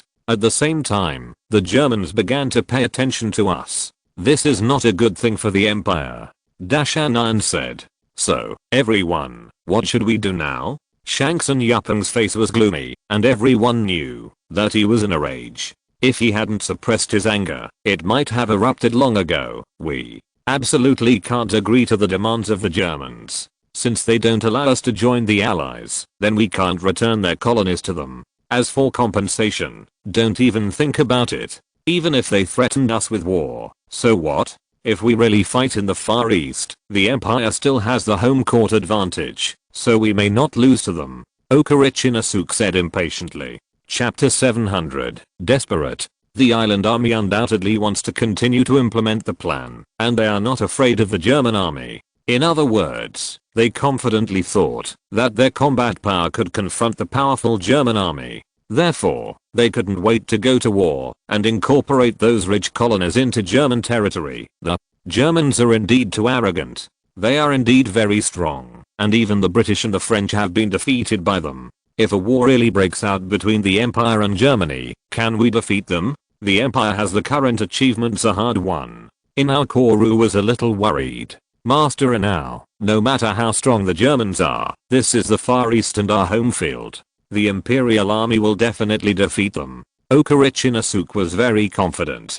Mr. Zheonsi, what do you think? Shangsun Yapeng looked at Zheonsi Gangwang. Mr. Shangsun, gentlemen, the reaction of the Germans is indeed beyond my expectations. But do we have other options? If we retreat, then the colonies we gained in the Pacific Ocean will they had to be returned to the Germans. Even a compensation of 100 million marks had to be paid, which was equivalent to more than 50 million yen.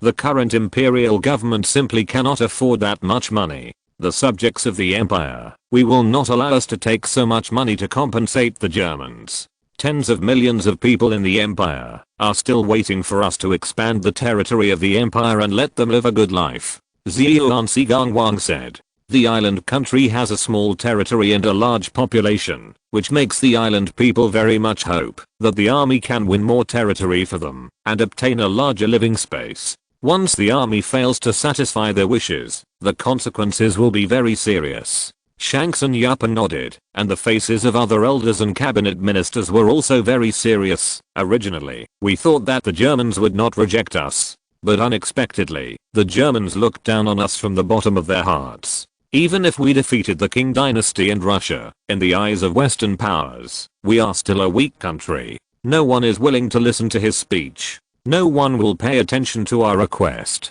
Therefore, we must further strengthen our strength. Ziyuan Sigangwang continued. Our country has a small territory and lack of resources. Relying on our local resources, it is impossible for us to develop into a powerful country. Therefore, we must seize more territories. In this way, we will have enough resources for the rise of the empire. There will be enough land to feed the subjects of the empire.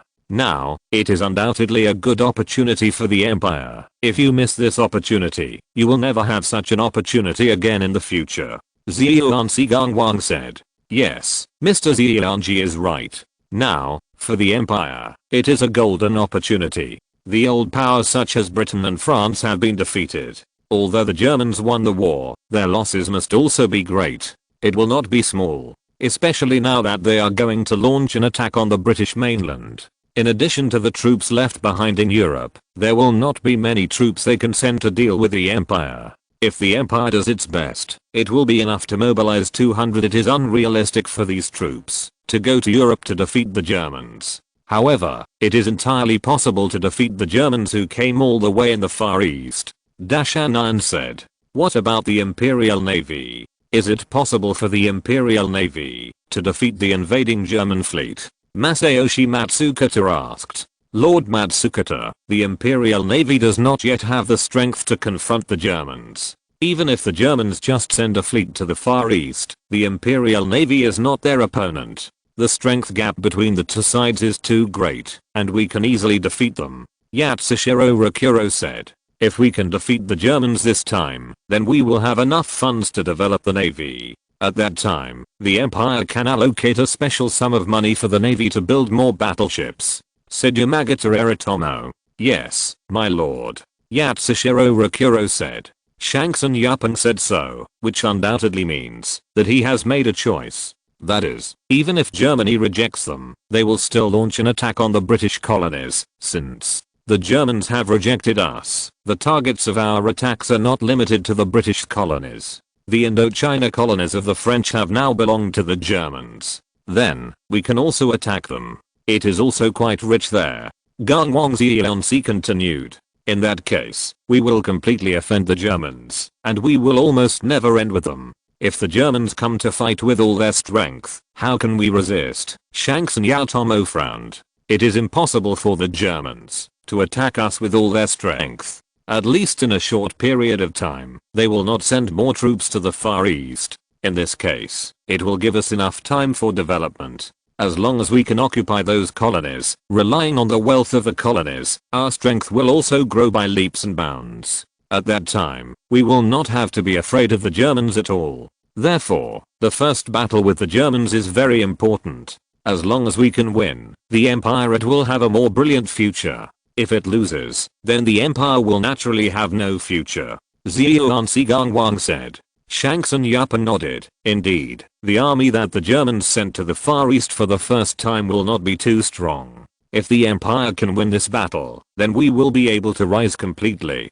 Wait until the Germans second. By the time we send more troops to the Far East for the first time, we have become stronger. At that time, it may not be impossible to defeat the Germans. Although, this is a bit risky. However, if successful, the benefits to the empire are too great. Gentlemen, shall we gamble again? There is no doubt that this is a bet on the future of the entire island country. The gambling nature of the island is very high. especially when they have won the bet twice in a row. They will naturally think that they can also win the third time. I agree to bet on the national fortune again. Dashan said. Although Matsukato Masayoshi and Inaokoru were a little worried, they also hoped to win this big gamble. In this way, the island country can save a lot of time and develop into one of the few powerful countries in the world. At that time, it will no longer be a dream for them to dominate the entire Far East. End of this chapter. Thank you very much for reaching the end. Don't forget to like. Looking for more exclusive content and immediate access? Subscribe to our Patreon. Remember, every like, subscription, or donation encourages us to continue. Thanks to everyone. See you in the next video.